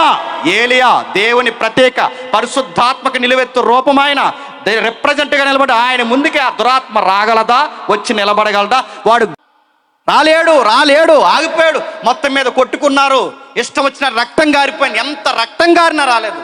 ఆగండి, ఇంకా ఆపండి, సాయంత్రం అయింది, పక్కెళ్ళన్నాను అడిగి. నేను పిలుస్తాను, యెహోవా నువ్వు నిజ దేవుడు అయితే ఇప్పుడే నీకు పిలుపునిస్తున్నాను. నువ్వు నిజ దేవుడు అయితే ఇప్పుడే ఇక్కడే ఈ దహన బలి, ఈ బలి పశువులు ఏవైతున్నావో, ఈ కట్టెలు, ఈ తడి ఆరిన ఈ బలిపీఠ, ఈ తడి మీద ఉన్న ఈ బలిపీఠం అంతా నీ నామం పేరున, యెహోవా నామం పేరు మీద మండును గాకన్నాడు. మెరుపు వచ్చింది, మండిపోయింది. ప్రపంచం అంతా ఆశ్చర్యపోయిన అద్భుతం ఆ రోజు జరిగింది. ఒకేసారి జనాలు ఆశ్చర్యపోయారు. యెహోవాయే దేవుడు, యెహోవాయే దేవుడు, యెహోవాయే దేవుడు, యెహోవాయే దేవుడు.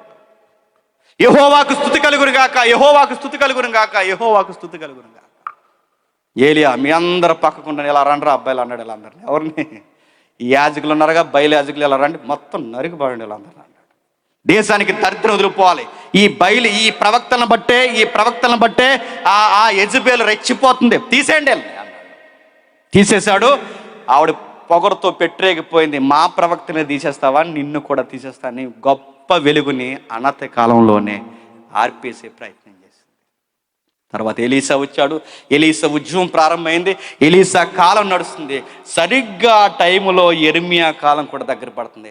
ఆ టైంకి మళ్ళీ ప్రజలు ఏలియా, ఎలీసా లాంటి వారు దూరమైనప్పుడు విప్లవం ఆగిపోయింది, ఉద్యమం తగ్గిపోయింది. దేశంలోనికి మళ్ళీ దొంగ దేవత ఆరాధన వచ్చేసి తర్వాత ఏమొచ్చింది? అదే అష్టారోతు, అదే అసీరా అంటారు. అష్టారోత్ అంటే స్టైల్ నేమ్ అని కానీ పెట్టుకుంటారు. అష్టారోత్ అంటే అష్టారోతు, అషీరా అంటారు. అషీరా అంటే వృక్షాల్ని ఆరాధించే దేవత. అంటే నిలువు కొయ్యలు ఉంటాయి చూసారా, బలమైన వృక్షాలను. అంటే అషీరా దేవత ఎలా ఉంటుందంటే వృక్షమే, పెద్ద పెద్ద వృక్షాలు. అంటే దేవత, కులదేవత, విలవేల్పు. ఆ వృక్షారాధన తెర మీదకి వచ్చింది. మరో పేరుంది అష్టారెతు. అసీర్ అంటే వృక్షదేవత.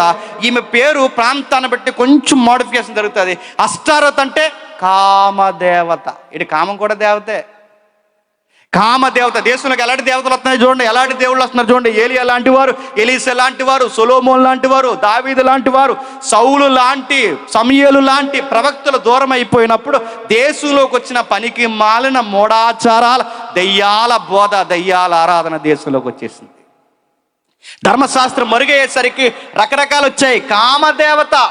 నెక్స్ట్ కెమోస్ అనే దేవత వచ్చింది. కెమోస్ అంటే నల్లగా ఉంటుంది. నేను నిజానికి ప్రిపరేషన్లో రాలేదు, మీకు ఆ ఫోటోలన్నీ చూపిద్దాను. కెమోస్ అంటే నల్లగా ఉంటుంది, నల్ల విగ్రహం, అంటే నల్ల రాతి ఉంటుంది, అదో రకంగా ఉంటుంది. మన ఇండియాలో ట్రాన్స్ఫార్మ్ అయిన వర్షిప్పే, నేను ఓపెన్గా అని చెప్తాను, శనిదేవుడు అంటారుగా, ఆ శనిదేవుడిని అక్కడ ఏమంటారంటే కెమోస్ అంటారు. కెమోస్ అంటే శని జరుగుతుంది తన వలన. ఆ శని జరగకుండా ఉండాలంటే శాంతింప చేయాలి. ఏం చేయాలి? ఈ న్యాయాధిపతులు, ఈ న్యాయాధిపతులు, ఇశ్రాయేల్ అధిపతులు, లేదా ఈ దేశపు అధిపతులు లాంటి వాటికి నొక్కి శాంతింప చేయడానికి ఏం చేస్తారు? ఒక్కసారి యెరెమియా గ్రంథం తీయండి. యెరెమియా గ్రంథం 48వ అధ్యాయం. యెరెమియా గ్రంథం జాతికి ఎక్కడి నుంచి రెఫరెన్స్ ఎక్కువ తీద్దాం. యెరెమియా గ్రంథం 48వ అధ్యాయం 13వ వచనం చూడండి. యెరెమియా గ్రంథం 48వ అధ్యాయం 13వ వచనం. ఇశ్రాయేలు వారు తమ ఆశ్రయించిన బేతేలును బట్టి సిగ్గుపడినట్లు మోయాబీలును,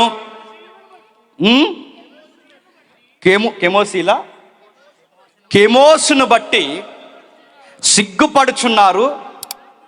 మేము బలాఢ్యులమనియు యుద్ధ సూర్యులమనియు మీరెట్లు చెప్పుకొందురు. మోయాబు పాడైపోవచ్చున్నది, శత్రువులు దాని పట్టణంలోనికి చొరబడుచున్నారు. వారి యవనులు శ్రేష్ఠులు వారికి వదకిపోతున్నారు. ఈ దేవుడి పేరు మీద వచ్చిన తర్వాత మా యవనస్తులు బాగుంటారు అనుకుంటే తీరా ఏం జరుగుతుంది? చచ్చిపోతున్నారు దేశంలో. యవనస్తులు అనంతకాలంలోనే వెళ్ళిపోతున్నారు. ఇలాంటి పాడు దేవతలు దయ్యార ఆరాధనలు వస్తే భార్య కాలం బతకాల్సిన యవనస్తులందరూ చనిపోతున్నారు. దేశంలో పంటలు పండుతాయంటే కరువు ఎక్కువైపోయింది. నేను ఇలా అంటున్నానని మీరేమి ఇబ్బంది పడకండి, నేను చరిత్ర చెప్తున్నాను. ఎక్కడైతే ప్రకృతి ఆరాధన, ఎక్కడైతే మూఢారాధన, ఎక్కడైతే నిజదేవుని ఎక్కిరించే ఆరాధనలు ఎక్కువ జరుగుతాయి, మీరు అక్కడ చూడండి. కరువులు ఎక్కువ కూడా అక్కడ ఉంటాయి. మీరు చూడండి కావాలంటే కరువు కాటకాలు కూడా అక్కడ ఉంటాయి. వర్షాలు పడో, నదులు పారో, పంటలు పండో. దేవుడు కావాలని బిగించేస్తాడు. భార్యడి కాలం బతకాల్సిన మనుషుల ఆయుస్సును కూడా తగ్గించేస్తాడు. జరగదు, ఏది కలిసి జరగదు. ఇదే జరుగుతుంది. మోయాబీలకి కెమోస్ నమ్ముకున్నందుకు వాళ్ళకి జరిగిందంత దరిద్రమే. ఎంత దరిద్రం జరిగిందో మొదటి రాజుల గ్రంథం 3వ అధ్యాయం చూడండి. మొదటి రాజుల గ్రంథం 3వ అధ్యాయం రెండవ రాజుల గ్రంథం 3వ అధ్యాయం 26వ వచనం నుండి. 2వ రాజుల గ్రంథం 3వ అధ్యాయం 26వ వచనం నుండి. మోయాబు రాజు, వీళ్ళ దేవుడు ఎవరండి? వీళ్ళ దేవుడు ఎవరండి? ఇప్పుడు చదివే ఇర్మియాలో వీళ్ళ దేవుడు ఎవరు? కెమోస్ దేవుడు. ఎవరి దేవుడు? మోయాబీల దేవుడు. ఇప్పుడు ఈ రాజు ఎక్కడికి పోతున్నాడు? యుద్ధానికి పోతున్నాడు. యుద్ధానికి పోయే ముందు ఈ రాజు ఏం చేస్తున్నాడు చూడండి. మోయాబు రాజు యుద్ధము బహు కఠినముగా జరుగుట చూసి 700 మందిని ఏర్పరచుకొని ఎదోము రాజునొద్దకు తీసుకుని పోటీ ఎత్తించిన గాని అతని వారి వలన కాకపోయిన అప్పుడు అతడు తనకు మారుగా ఏలవలసిన తన జ్యేష్ఠ కుమారుని తీసుకొని పట్నపు ప్రాకారాల మీద దహన బలిగా అర్పింపగా. ఇది చేసే పిచ్చి పని చూసారా?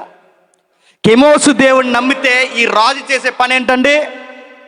సొంత కొడుకుని, జ్యేష్ఠ కొడుకుని, అంటే తన తర్వాత పరిపాలించిన కొడుకుని కెమోసు దేవుడికి ఏం చేస్తున్నాడండి? బలేస్తున్నాడు. కెమోసు దేవుడికి బలేస్తున్నాడు.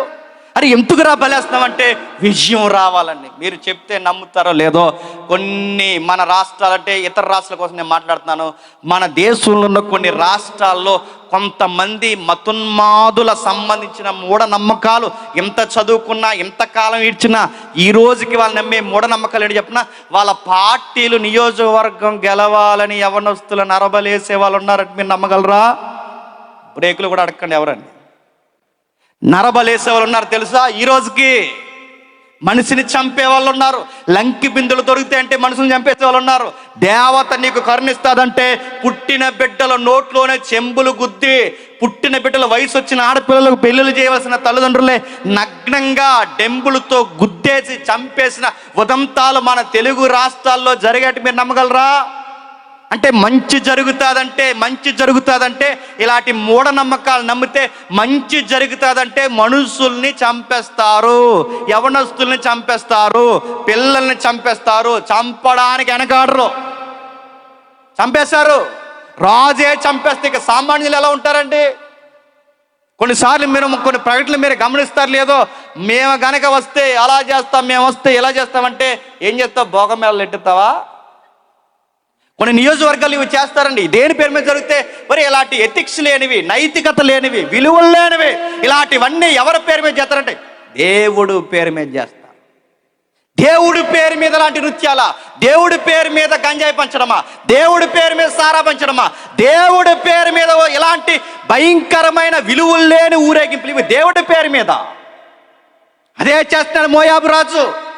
సంప్రదింపులు జరిపాడు, వర్కౌట్ అవ్వలేదు. రాజకీయ పావులు గదిపాడు, వర్కౌట్ అవ్వలేదు. మరి ఏం చేయాలి? మొత్తం మీద దేవుడినే శాంతింపజేద్దామని నిజ దేవుడే కెమోస్, ఆ శనిదేవుడే దేవుడు అనుకుని ఆ శనిదేవుడికి ఏం చేస్తున్నాడు? కొడుకుని బలేస్తున్నాడు. చంపేశాడు కొడుకుని. అంటే ఒక భయంకరమైన ఆరాధన వచ్చింది. కెమోస్ దేవుడు ఒక భయంకరమైన నరబలి కోరే దేవుడు. ఇంకా మీకు అర్థం కావాలంటే తర్వాత మళ్ళీ వచ్చేసరికి చరిత్ర మనకు కనబడుతుంది. మిల్కోము కనబడుతుంది. మిల్కోము అంటే రాజు అని అర్థం. సొలొమోను ఆరాధించిన దేవతల లిస్ట్ తెలుసా? ఆ లిస్టులో ఒక పేరే మిల్కోము దేవుడు. అంటే హేయమైన వాడు, అంటే చూడ్డానికి మనకు సిగ్గేస్తుంది అలా ఉంటాడు ఆ దేవుడు. ఇంకా డీటెయిల్గా అడగండి నన్ను. ఆ దేవుడు ఆకారం అలా ఉంటుంది అనమాట. సిగ్గు అంటే ఇంకా బట్టలు ఆ దేవుడికి. ఆ దేవుడే మెల్కోము దేవుడు. సిగ్గు అంటే శృంగార దేవుడు. ఇడు కూడా శృంగార దేవుడు. రకరకాల దేవుడు అంటే ఇలాంటి ఆరాధన ఇంకా పెద్దలు ఏదో అంటున్నారు. మీరు చూస్తున్నారు లేదో ఈ మధ్యకాలంలో బట్టలు లేనోళ్ళనే దేవుడు అంటున్నారు. ఇంకేమంటామండి? బట్టలు లేని దేవుడు ఎవరు దాన్ని పెడుతున్నారు చెప్పిన? మంత్రులు దాన్ని పెడుతున్నారు. బట్టలు లేని ఆయన దగ్గరికి వెళ్ళి దాన్ని పెడుతున్నారు. ఆయన ఎలా బోసుకో ఇంక అనకూడదు కానీ ఆ బోసుతో నిలబడి ఎలాగా కుమారుడు నిన్ను దీవించును గాక అంటాడు ఆయన. మాకు ఎలాగయ్యారు అధికారులు మీరు అందరూ? నేను అడుగుతున్నాను. అలా మెజారిటీ ఓటింగ్తో గెలుతున్నారు. చూస్తూ ఉండండి. నార్త్ ఏరియా పరిస్థితులు మన వైపుకి మెల్లమెల్లగా వస్తున్నాయి. ఏడిపించే రోజులు మనకు దగ్గరలోనూ వచ్చేలా ఉన్నాయి చూస్తుంటే. అప్పుడు తేలిపోద్దండి పొల్లికాయలేయో చెప్పండి గట్టికాయలేయో. సరే, ఆ రోజుల్లో కూడా ఇలాంటి బోడు దేవుళ్ళని ఆరాధించడం ప్రారంభించాడు. మిల్కోమంటే ఆడొక అసభ్యకరమైన దేవుడు, హేయమైన దేవుడు, దరిద్రుడు, చూడడానికి అసహ్యంగా ఉంటాడు. ఇది ఎప్పటి నుంచి ఉన్నాడు? ఆ లేవి కాండం మోసే రాశాడే అక్కడి నుంచి ఉన్నారు. ఇంటికి వెళ్తాను రెఫరెన్స్ చెప్తాను. 18:21 ఉంటుంది. 20 నుంచి 5 వరకు ఉన్న ప్రస్తావనే ఈ మిల్కోము దేవుడు. ఆ మొదటి రాజుల గ్రంథం 11 ఉన్న దేవుడే ఈ దేవుడు. ఇన్ని రకరకాల దేవుళ్ళు వచ్చేసారండి. ఇలాంటి దేవుళ్ళు, ఇలాంటి భయంకరమైన ఆరాధన ఎప్పుడైతే వచ్చిందో పైన దేవునికి ఎలా ఉంటుంది చెప్పండి? బాధ అయిపోయింది. బాధపడిపోయాడు. ఎదురు చూశాడు. మరలా సంస్కరణ ఉద్యమం తీసుకొచ్చే, పస్కాను జరిగించే దావీదు లాంటి వాడు కావాలి. సొలొమోన్ లాంటి మొదట పరిపాలన చేసిన సొలొమోన్ లాంటి వాడు కావాలి. నాలాంటి మళ్ళీ నాకు కావలసిన సమూయేలు లాంటి చక్కటి ప్రవక్తలు కావాలి.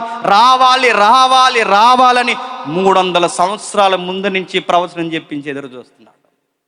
రావాలి, సంస్కరణ ఉద్యమం జరిగించాలి. ఎప్పుడు వస్తాడో, ఎవరు వస్తారని చూస్తే మళ్ళీ దావీదు వచ్చాడు అనిపించేలా ఒక రోజు రావాలి. ఏం రావాలి? ఆ మిల్కోమును తీసి పడేయాలి, ఆ కెమోస్ను తీసి పడేయాలి, ఆ అష్టారతను తీసి పడేయాలి, ఆ బయలును తీసి పడేయాలి. దేశాన్ని దేవుడి పేరు మీద నాశనం చేస్తున్న ఈ దరిద్రపు ఆచారాలన్నింటినీ అడ్డుకట్టేసి నైతికతతో బ్రతకడం నేర్పించే రాజు రావాలి. ఎక్కడున్నాడు రాజు? వస్తాడని ప్రవచనం చెప్పించి మొదటి రాజుల గ్రంథం 13 ప్రవచనం చెప్పించి అక్కడి నుంచి ఎదురు చూశాడండి. ఇంటికి వెళ్తారు చదవండి. మొదటి రాజుల గ్రంథం 13 చెప్పిస్తాడు ప్రవచనం. ఒక రాజు వస్తాడు. ఆ రాజు పేరుతో సహా చెబుతాడు. జోసియా అంటాడు. ఆయనే ఓసియా. ఒక రాజు వస్తాడు. ఆ రాజు కొరకు 300 సంవత్సరాలు ఎదురు చూస్తాడు. అన్నట్టుగానే వచ్చాడు, అన్నట్టుగానే పుట్టాడు. విచిత్రంగా అనిపిస్తుంది. 8 సంవత్సరాలకి రాజు అయిపోయాడు. ఎన్ని సంవత్సరాలకండి? 8 సంవత్సరానికి దేవుడు కోరుకున్న రాజు అయిపోయాడు. చరిత్రలో ఎవరో 8 సంవత్సరాలకి 13 సంవత్సరాలకు రాజు అయ్యాడని మన ఇండియన్ హిస్టరీలో చదువుకుంటాం. ఆయన అయ్యాడో లేదో మన జీకే బిట్లుగా చదువుకున్నాం. కానీ మన బైబిల్ జీకే నేను చెప్తున్నాను. 8 ఏళ్ళకి రాజు అయిన కుమారుడే, బాలుడే జోసియా. 8 సంవత్సరాలకి ఆడుకునే కుర్రోడండి. నలుగురు తిరిగే దగ్గర తిరగాలనుకునే కుర్రోడని. కానీ ఆ కుర్రోడికి అప్పటికే తెలియకుండానే రాజరికపు వ్యవస్థ ఆయన భుజాల మీదకి వచ్చింది. చక్కటి రాజు అయిపోయాడు. అందరిలాంటి యవనస్తుడు కాదు, అందరిలాగా ఉండడు, అందరిలాగా తింగర పనులు చేస్తూ తిరగడు. దేవుడు అనే ఆశతో దేవుని తెర మీదకి వచ్చేసాడు. ఈరోజు అడుగుతున్నాను, 8 ఏళ్ళు వద్దు, 3వ తరగతికే మొదలెడుతున్నారు. తూరేగా ఇదో తూరేగు, ఇంకో తూరేగ తగిలిందట. ఈ తూరేగలకు మళ్ళీ ఎంత పెద్ద స్టోరీ. 3 ఏళ్ళకి నడుతున్నాడు స్టోరీలు. ఏంట్రా డల్లగున్నావు ఏంట్రా అంటే, ఆ వీడియో చూసారు లేదో, డల్లగున్నావు ఏంటంటే, ఈరోజు నా గర్ల్ ఫ్రెండ్ మాట్లాడలేదు మామయ్య అంటున్నాడు. ఆడు ఎంత ఉన్నాడంటే ఆడికి నిక్కర్ కూడా సరిగా లేదు. ఆడికి గర్ల్ ఫ్రెండ్, ఆవిడ మాట్లాడలేదని ఇటు తీవ్రంగా ఇంటికి వచ్చి ప్రగాఢ సానుభూతి తెలియజేస్తాడు. ఇంటికి వచ్చి హోంవర్క్ చేయకుండా. సినిమాల్లో కూడా, దరిద్రపు సినిమాల్లో కూడా ఎప్పటి నుంచి చూపిస్తున్నారని స్టోరీలు, లవ్ స్టోరీలు చిన్నప్పటి నుంచే చూపిస్తున్నాడు. బొరుగులాడి దగ్గర నుంచే స్టార్ట్ అయిపోతుంది వీళ్ళకి. చిన్నప్పటి నుంచి నేను అడుగుతున్నాను. చిన్న పిల్లలు ఏమన్నారండి ఈరోజు అడుగుతున్నాను. నేను చాలా సందర్భాలు చెప్తాను, మీకు కూడా చెప్తున్నాను. ఒకప్పుడు 10th క్లాస్ అయినా పెళ్ళి అంటే పెద్దగా మనకేం తెలియదండి. పెళ్ళి అంటే నాకంటే పోలే మన ముందు తరాలకి. ఎందుకంటే 1989 తర్వాత తొంటరి బ్యాచ్ అంతా పుట్టారు మనమే. ఆ ముందు తరాలు చూడండి, ఆ తరాలకి 10th క్లాస్ అయినా వాళ్ళకి పెళ్ళి అంటే అంత తెలియదండి. పెద్దవాళ్ళు చెప్పేవారు ఆ సామెతలో కొన్ని పాటలు అలాగే ఇలాగే చెప్తే కానీ వాళ్ళకి అర్థమయ్యేది కాదు. అప్పుడు స్టార్ట్ అయ్యాయి కాపురా. ఇప్పుడండి ఎరా పెళ్లి చేసుకుంటాడు సిగ్గొచ్చేస్తుంది, ఈయన తొడ్డాడు నడుతున్నాను. పెళ్లి చేసుకుంటారంటే ఏం తొన్నోడికి సిగ్గేసేస్తుంది అంటే ఆడికి అప్పటికే చెప్పండి చెత్త నాలెడ్జ్ ఎక్కువైపోయింది అనమాట. చిన్న పిల్లల మైండ్ పొల్యూట్ అయిపోయింది. పోనీ పెద్దోళ్ళన్నా అన్యాయంగా ఉన్నారంటే రేపో మాపో కాటుకు కాలు చేసి ముసలోడు ఏ తాత పెళ్లి చేసుకుంటావు అంటే నాకెందుకు లేరా వయసు అయిపోయింది అంటలేదు. నాకెవరెత్తారు ఇప్పుడు అంటే ఎత్తే చూసారా, పెద్దోడు బాగాలేదు చెప్పండి, చిన్నోడు బాగాలేదు, ఎక్కడా బాగాలేదు. సొసైటీ గొల్లయింది. కానీ ఆ టైంలో చూడండి 8 ఏళ్ల కుర్రోడు రాజు అయిపోయాడు. ఎక్కడ? మొదటి దినవృత్తాంతాల గ్రంథం 34వ అధ్యాయం, మొదటి దినవృత్తాంతాల గ్రంథం 34వ అధ్యాయం మొదటి వచనం చూడండి. త్వరగా ముగించుకుందాం. మొదటి దినవృత్తాంతాల గ్రంథం 34వ అధ్యాయం మొదటి వచనం. హోషేయ ఏలన ఆరంభించినప్పుడు 8 ఏండ్ల వాడై యెరూషలేములో ఎన్ని సంవత్సరాలు? 31 సంవత్సరములు ఏలును. హోషేయ ఏలన ఆరంభించి 8 ఏండ్ల వాడే యెరూషలేములో, ఇప్పుడు బాగా పెట్టినాను, యెరూషలేమును రాజధానిగా ఏలుతున్నాడంటే ఈ రాజు ఏ రాజు అండి? మర్చిపోయారు చరిత్ర, మళ్ళీ మొదలెట్టమంటారా? చెప్పండి. ఇజ్రాయెల్ ఎన్ని దేశం విడిపోయింది? 2 దేశాలు, ఉత్తర భూభాగం దక్షిణ భూభాగం. ఇశ్రాయేల్ వేరు, యూదా వేరు. ఇజ్రాయెల్ దేశానికి రాజధాని ఏంటి? సోమ్రోను. ఇప్పుడు చెప్పండి, యూదా దేశానికి రాజధాని ఏంటి? యెరూషలేము. ఇప్పుడు యెరూషలేమును రాజధానిగా చేసుకున్నాడంటే ఈ రాజు ఏ రాజు చెప్పాలి? యూదా రాజు. అంటే ఈయన యూదులకు రాజు అయ్యాడు. 8 ఏళ్లకు యూదులకు రాజు అయ్యాడు. యెహోవా దృష్టికి నీతిని అనుసరించుచు కుడికైనను ఎడమకైనను తొలగకుండా తన పితరుడైన దావీదు చూపించిన ప్రవర్తనకు సరిగ్గా ప్రవర్తించిన అబ్బాయిని చూస్తుంటే దావీదుని చూసినట్టే ఉందట. దావీదు గారు కూడా అంతే కదండి. చిన్న పిల్లోడుగా ఉన్నప్పుడు గొర్రెల వెనకాల చక్కటి పాటలు రాసుకుంటూ తిరిగాడు. చిన్న పిల్లోడుగా ఉన్నప్పుడే ఆ తాడోడు డైలాగులు కొడితే ఆ తాడిగాడు ఆడి పేరేంటి చెప్పండి? గొలియాతు గాడు. తాడిగాడిని నేలకేసి కొట్టాడు చిన్న పిల్లోడుగా ఉన్నప్పుడు. ఆడి శిరస్సును బద్దలు కొట్టాడు కత్తితో, ఆడతలే నరికి చిన్న వయసులోనే యెహోవా యొక్క నామాన్ని గొప్ప చేసి పడేశాడు. ఆ రోజు అన్నాడు, రే దావీదు, నా దేవతల పేరు మీద నేను వస్తున్నా, నీ సంగతి చూస్తానంటే దావీదు అన్నాడు, నీ దేవతల పేరు మీద నువ్వురా, నా దేవుడి పేరు మీద నేను వస్తా. ఈరోజు ఇశ్రాయేలు దేవుడే ప్రపంచానికి దేవుడని ప్రూవ్ చేస్తా, నేను కొట్టని ఆ రోజు దేవుడు ఉన్నాడని నిరూపించిన గొప్ప రాజు దావీదు గారు. ఆ చిన్న వయసులో దావీదుని చూస్తే ఎంత ముచ్చట వస్తుందో అలాంటి ముచ్చట ఈయన చూస్తూ వస్తుంది. ఎవరని చెప్పండి? హోషేయ. చక్కగా జరుగుతుంది ఆ జోషియా పరిపాలన జరుగుతుంది. ఆ జరుగుతుండగా 34వ అధ్యాయం 8వ వచనం చూడండి. అతనికి ఏలుబడి యందు 18వ సంవత్సరమున, ఏలుబడి యందు 18వ సంవత్సరం. ఇప్పుడు ఆ సంవత్సరాలు ఈ సంవత్సరాలు. 8 ఏళ్ళకు రాజు, ఇప్పుడు 18. 8 ఏళ్ళకు రాజు, ఇప్పుడు 18. అంటే అక్కడ మొదటి సంవత్సరం ఆయన ఏళ్ళని ఆరంభించినప్పుడు 8 ఏండ్ల వాడే. ఇప్పుడు ఆ వయసుని ఈ 18 ఏళ్ళ పరిపాలన కలిపితే వచ్చే ఏజ్ ఫిగరే 26 సంవత్సరాలు.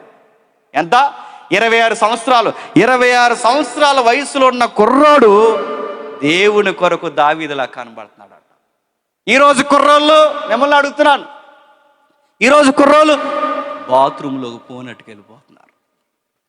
బాత్రూంలోకి పోనేది అంటే ఇప్పుడు ఫేస్బుక్లో పోటీ పెట్టాడు, లోపల అది ఇప్పుడు లైక్లు ఎంత ఇచ్చారో, డిస్లైక్లు ఎన్ని ఇచ్చారో, కామెంట్స్ ఏంటి ఇప్పుడు తెలియకపోతే లోపల కార్యక్రమాలు జరగబడి లోపల అవదు. ఈరోజు నన్ను ఎవరు లైక్ చేయలేదు, ఇంకా నేను స్నానం చేయను బయటకు చేద్దాను అనమాట. ఈరోజు ఫోను, తినే దగ్గర ఫోను, కూర్చున్న దగ్గర ఫోను, బండి మీద వెళ్ళేటప్పుడు ఫోను, చివరికి బాత్రూమ్కు పోయిన ఫోను. ఈ ఫోనే నీ సగ జీవితం నాశనం చేసి పడాలి. ఆ కుర్రోని చూడు, దేవుడు ఎక్కడున్న దేవుడు, సింహాసనం మీద ఉన్న దేవుడు, సింహాసనం దిగిన దేవుడు, ఎక్కడ పోయినా ఆ అబ్బాయికి దేవుడు దేవుడు దేవుడు దేవుడు దేవుడే తన జీవితంలో సౌందర్యం. దావీదును చూపిస్తున్నాడట.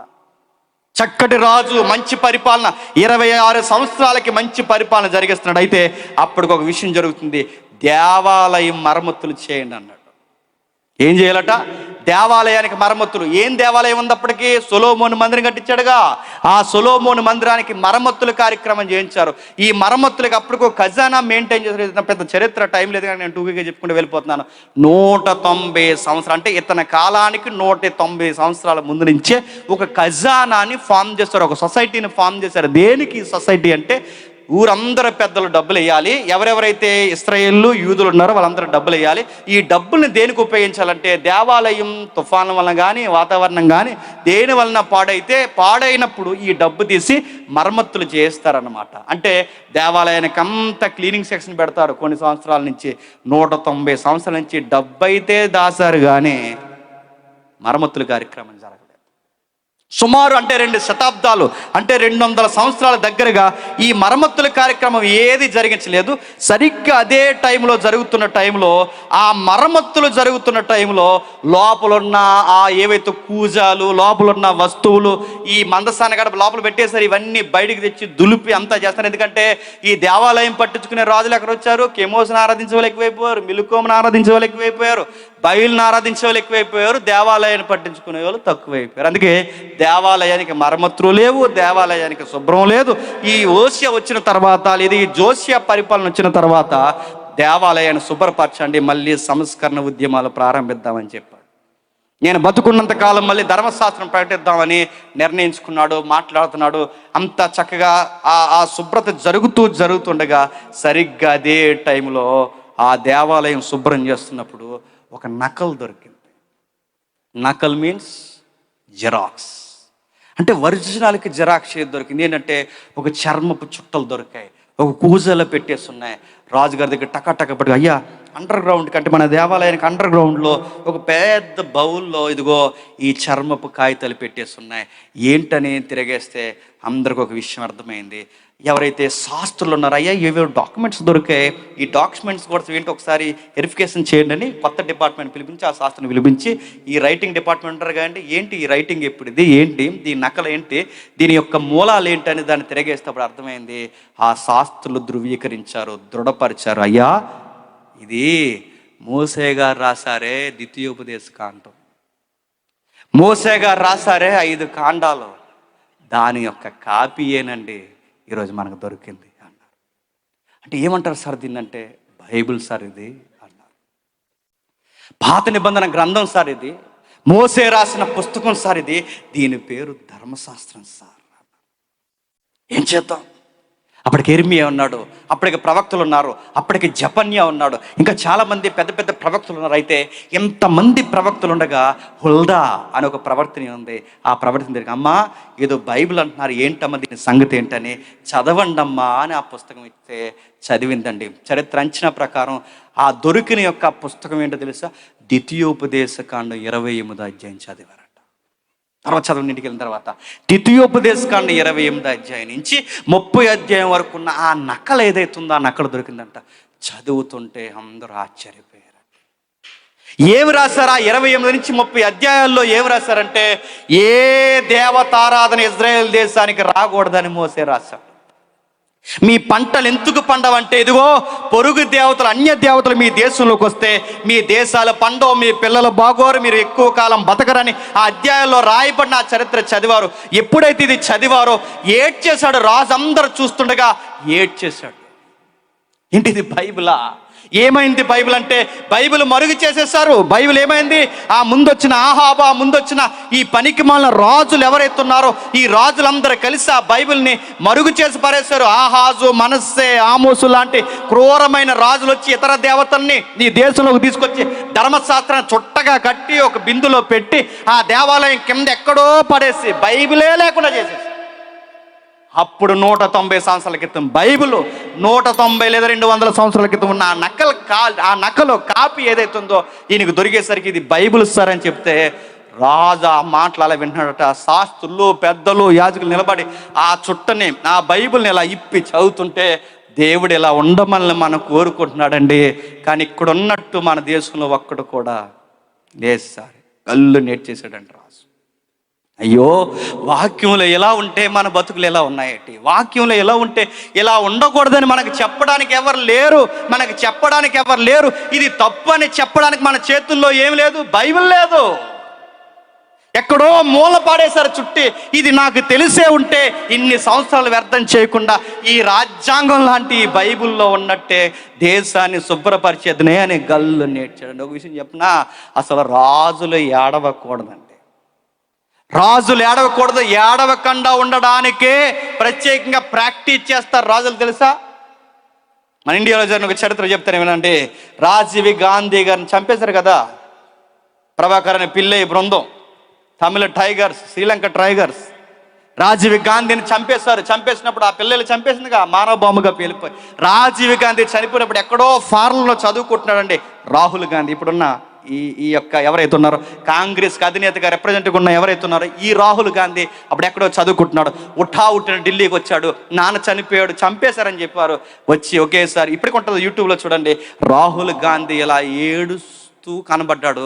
ప్రియాంక గాంధీ ఆ అమ్మాయి వచ్చి, బ్రదర్ సోదరా ఏడొద్దు, ఎందుకో చెప్పనా, నెహ్రూ కుటుంబం కన్నీళ్ళు ఈ దేశం చూడకూడదు, ఏడొద్దని చెప్పింది. మన రాజులు మనం ఏడిస్తే, నాయకులు మనమే ఏడిస్తే దేశం ఒంటరి అయిపోతుంది. మీ బ్రదర్ ఏడొద్దని చెప్పింది. ప్రియాంక గాంధీ చెప్పింది ఏడొద్దని. ఒక ఆడపిల్ల తన సహోదరుడికి చెప్తుంది, రాహుల్ గాంధీ నువ్వు ఏడవద్దు.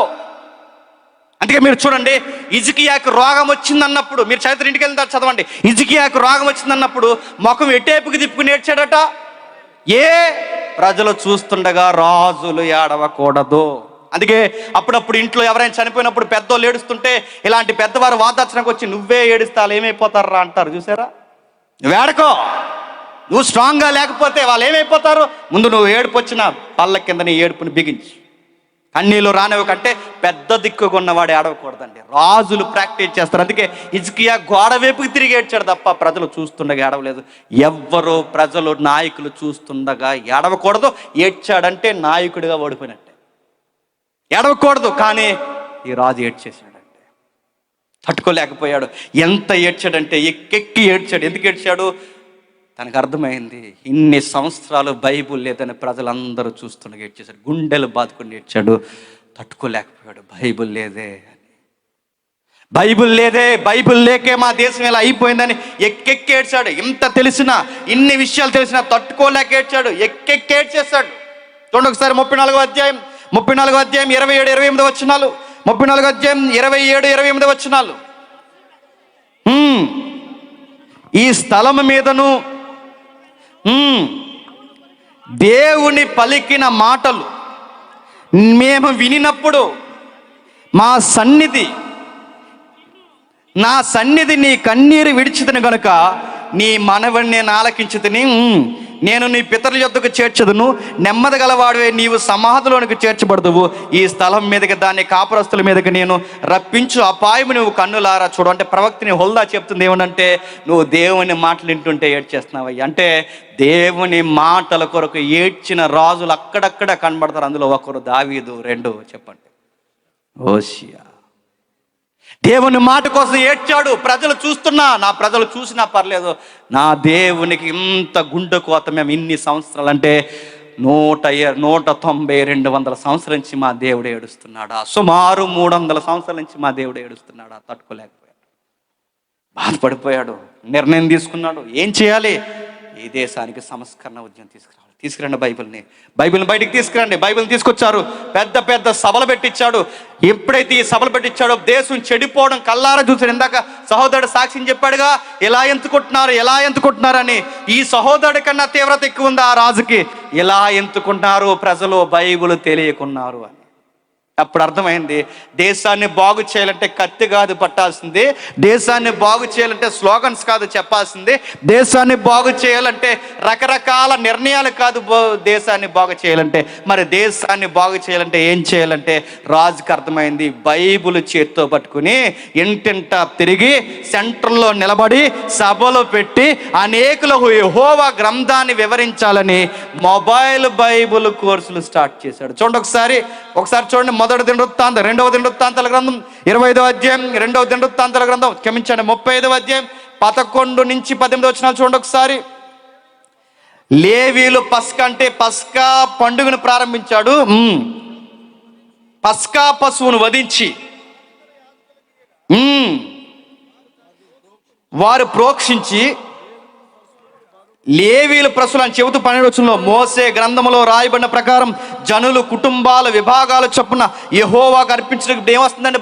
బైబుల్ అనేది తెర మీదకి వస్తుంది. అంటే బైబులే ఇప్పుడు రాజ్యాంగం చేస్తున్నాడు ఆ రాజు. బైబిల్ని తెర మీద తీసుకొచ్చాడు. ఇంకా ఏం చేస్తున్నాడు? అలా చదువుతూ వచ్చే 18 ప్రవక్త యగు సమూయేలు దినములు మొదలుకొని ఇశ్రాయేలులో పస్కా పండుగ చాలా కాలం నుండి ఆచరింపబడకుండా అలాగే ఉండిపోయాను. ఓసియాయు లేవీలును అందరును యెరూషలేము కాపరస్తులను ఇశ్రాయేలు రాజులందరూ పస్కా పండుగను ఆచరించి ఉండలేదు. ఇంకా మీకు బాగా అర్థం కావాలంటే 16వ వచనంలో చూద్దాం ఒకసారి. 16వ వచనంలో ఈ ప్రకారం రాజు అయిన ఓసియా ఇచ్చిన ఆజ్ఞను బట్టి వారు పస్కా పండుగను ఆచరించి యెహోవా బలిపీఠం మీద దహన బలులను అర్పించడం చేత ఆ దినముల్లో అనేక విషయాలు జరిగాయి. మీరు ఇంటికి వెళ్తారు, చదవండి. దేవాలయం నుంచి బయటకు తీసుకొచ్చిన ధర్మశాస్త్రాన్ని ప్రతి ప్రాంతంలో కూర్చోబెట్టి కత్తి చేత కాదు, యుక్తి చేత కాదు, దేవుని వాక్యము చేతే ప్రజలను మార్చాలని ప్రజలందరికీ సెంటర్లో ఏం చెప్పించాడట? వాక్యాలు చెప్పించాడట. మీరు ఇంటికి వెళ్ళిన తర్వాత చదవండి. ప్రతి సెంటర్లో కూర్చోబెట్టి వాక్యాలు చదివించాడంటే ప్రతి ఒక్కరికి ఎక్కడ ఒకసారి 2వ దినవృత్తాంతాల గ్రంథం 17వ అధ్యాయం 2వ దినవృత్తాంతాల గ్రంథం 17వ అధ్యాయం 9-10 వచనాలు చూడండి. 2వ దినవృత్తాంతాల గ్రంథం 17వ అధ్యాయం 9-10 వచనాలు. వారు యెహోవా ధర్మశాస్త్రమును గ్రంథమును చేతపుచ్చుకొని యోధా వారి మధ్య ప్రకటన చేయొచ్చు, యోధా పట్టణములన్నిటిను సంచరించుచు రాజు ఏం చెప్పాడట? కత్తులు పట్టుకుని తిరగండి రా అని చెప్పలేదట. మరి యెహోవా గ్రంథాన్ని పట్టుకుని ప్రతి సెంటర్కి వెళ్ళి ప్రతి పట్టణంలో ఇలాంటి బైబుల్ సభలు పెట్టించి ప్రజలకి సువార్త చెప్పండి రా అని చెప్పించాడంట. ఇప్పుడు బాగా వినండి. ఆచారాలు, మూఢనమ్మకాలు, బలి నైవేద్యాలు, మనుషులను చంపుకోవడాలు, వికృత చర్యలన్నీ పోవాలి అంటే ఈ ప్రపంచానికి విరామం లేకుండా అందాల్సింది ఒకే ఒక్కటే. దాని పేరు చెప్పండి, వాక్యము. గుర్తుపెట్టుకోండి. ఆ కుమారుడికి అర్థమైంది వాక్యం చెప్పించాలని. అందుకే బైబుల్ని విస్తారంగా బోధించాడు, విస్తారంగా అందించాడు. అందుకే ఓషియా కాలంలో దేశము శాంతి సమాధానం నెలకొంది. ఎన్ని కార్యక్రమాలు చేయించాడు? 1 పస్కా, 2 బైబుల్, 3 బోధ. మీకు బైబిల్ అలవాటు ఉంటే గమనించండి. సేమ్ అపోస్తుల కార్యము 2వ అధ్యాయంలో ఏది జరుగుతుందో చెప్పండి, ఓషియా కాలంలో కూడా అదే జరిగింది. ఏం జరిగింది? సహవాసమందును, రొట్టె విరుచుట యందును, బోధ యందును. రొట్టె అంటే ఏంటండి? పస్కాకి క్రొత్త నిబంధన గుర్తే. చెప్పండి, రొట్టె విరువుట.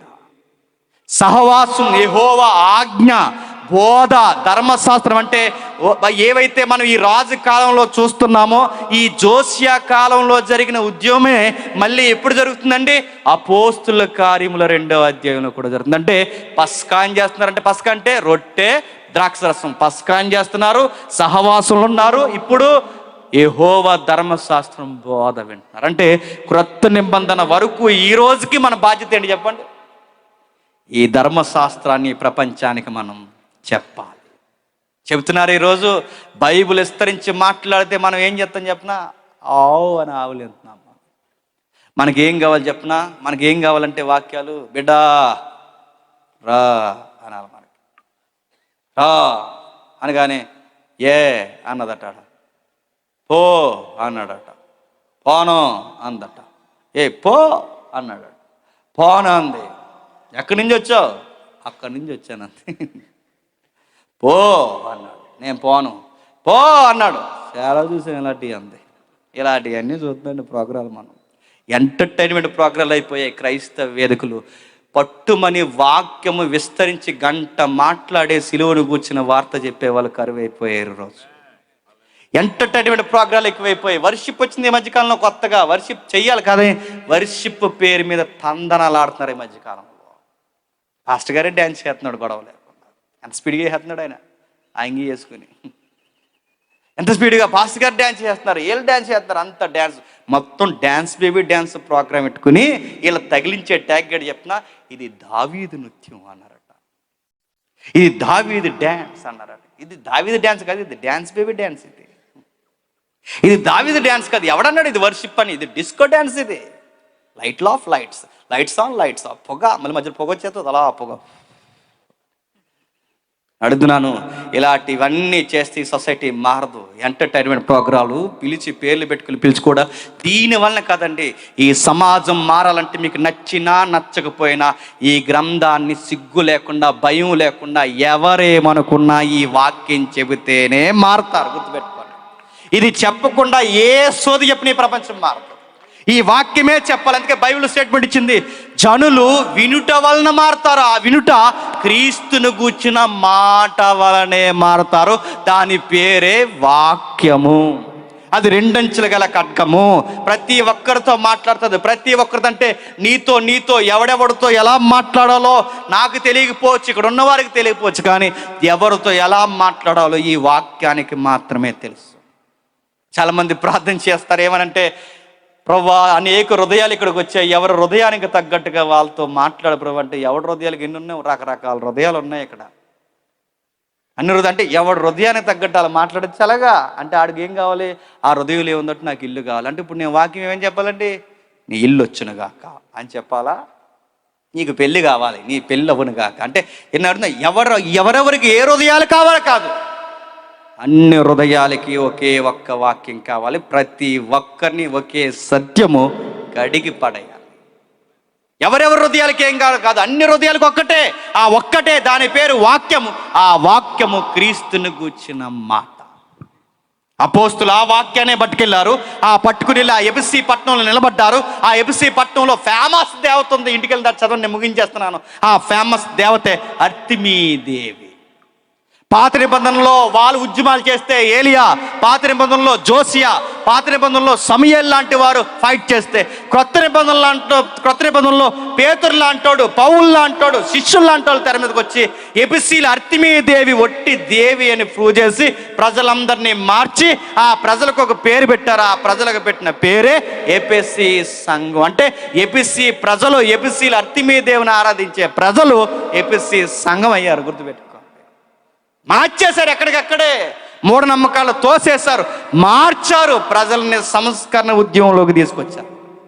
అందుకే ప్రభు అయిన యేసుక్రీస్తు వారు సర్వలోకానికి వెళ్ళి సర్వ సృష్టికి ఇదిగో ఈ సువార్తని చెప్పండి. ఏమని చెప్పాలి?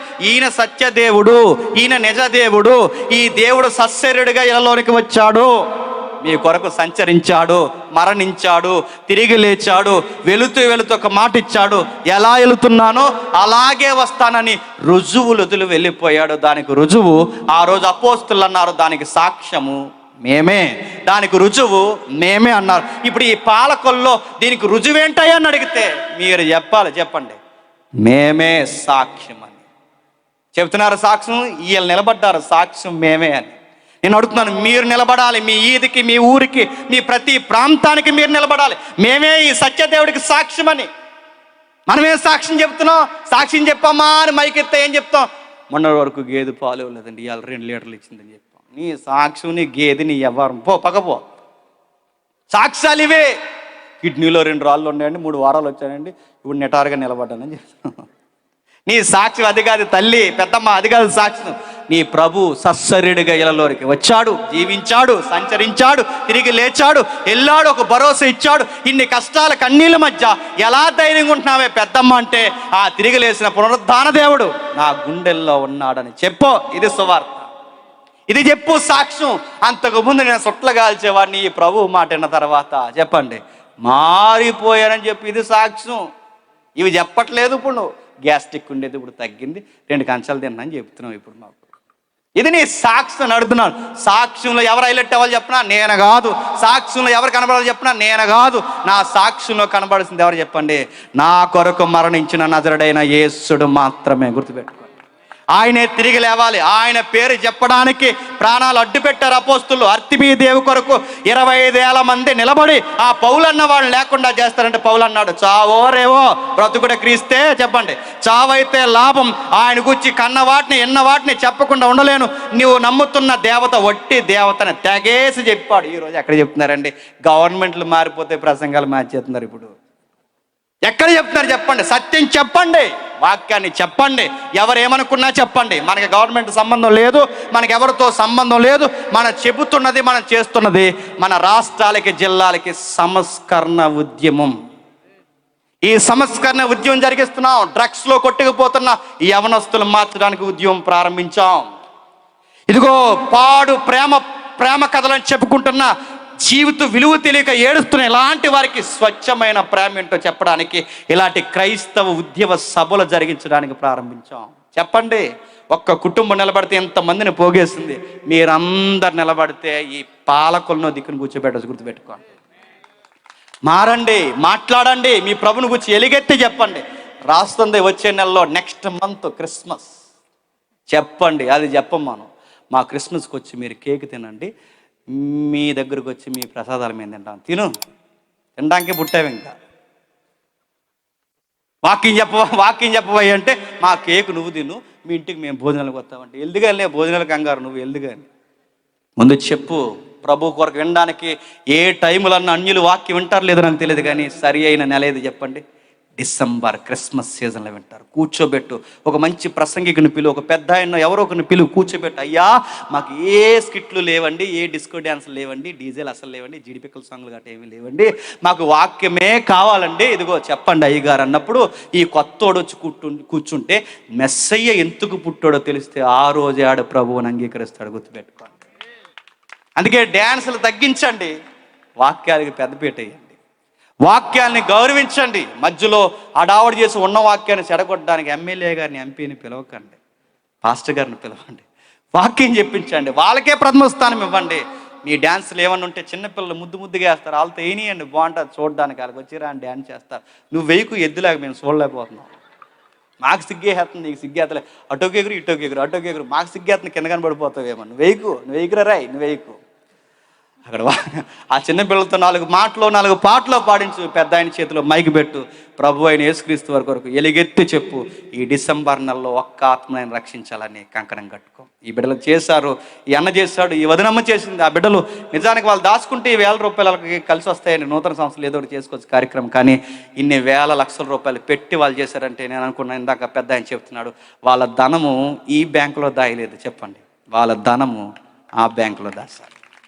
తెలివైన వాళ్ళు కేకులోకి బొజ్జింక కాలు రావడం ఏంటి, ఈయన కేక్ తినడం ఏంటి, వాళ్ళు ఎంత మంచోడని చెప్పి ఆయనకు అవకాశం ఇవ్వడం ఏంటి, ఆ తర్వాత ఆ బేకరీకి ఈయనే యజమాని అవ్వడం ఏంటి, ఆ బేకరీలో వచ్చిన డబ్బులు ఇంత సభ పెట్టడం ఏంటి, దీని వెనకాల బొద్దింక కథ ఉంది. గుర్తుపెట్టుకో. దేవుని కాలింగ్ అది. ఏమో ఎవరు కొన్నిసార్లు మనకి కొన్ని కష్టాలే మనకి ప్రతిఫలాలు అవుతాయి, కొన్ని ఇబ్బందులే కొన్ని పాఠాలు అవుతాయి, కొన్నిసార్లు చేదైన విషయాలే మనకి చక్కటి తీయటి వార్తలుగా మారిపోతాయి. ఏది జరిగినా ఆ బిడ్డల వెనకాల వాళ్ళ కథలో వాళ్ళ కథానాయకుడు ఉన్నాడు. ఆ కథలో కథానాయకుడే వాళ్ళ కొరకు మరణించిన నజరుడైన యేసుడు. నీ కథలో, నా కథలో మన కథానాయకుడు మీ ఆవిడ కాదు, మన కథానాయకుడు నువ్వు కాదు. మన కథానాయకులు ఎవరు చెప్పండి? మన కొరకు మరణించిన నజరుడైన యేసు. మన చదువులు ఆయన కొరకే, మన ఉద్యోగాలు ఆయన కొరకే, మన పరుగులు ఆయన కొరకే, మన టాలెంట్స్, నాలెడ్జ్ అంతా ఆయన కొరకే, నా ఆస్తులు ఆయన కొరకే, నా ఆరోగ్యం ఆయన కొరకే, నా నిద్ర, నా తిండి ప్రతిదీ ఆయన కొరకే. భోజనమైనను పానమైనను నా ప్రభు మహిమార్థమే చేయాలని కంకణం కట్టుకో. నీ పాలకులకు నువ్వు ఒక మంచి నాయకురాలివి, నాయకుడు అవుతావు. దేవుడు నిన్ను దీవించును గాక. ఆమేన్, ఆమేన్, ఆమేన్. ప్రార్థన చేసుకుందాం. ప్రార్థన. ప్రేమగల తండ్రి, కృపగల దేవ, సుమారు తండ్రి 2 శతాబ్దాలు బైబిల్ అంతకపోయేసరికి ఇజ్రాయెల్ దేశం, యోధా దేశం తండ్రి ఎంత తండ్రి మూఢనమ్మకాల్లో కొట్టుకుపోయిందో మేము చూసాం దేవా.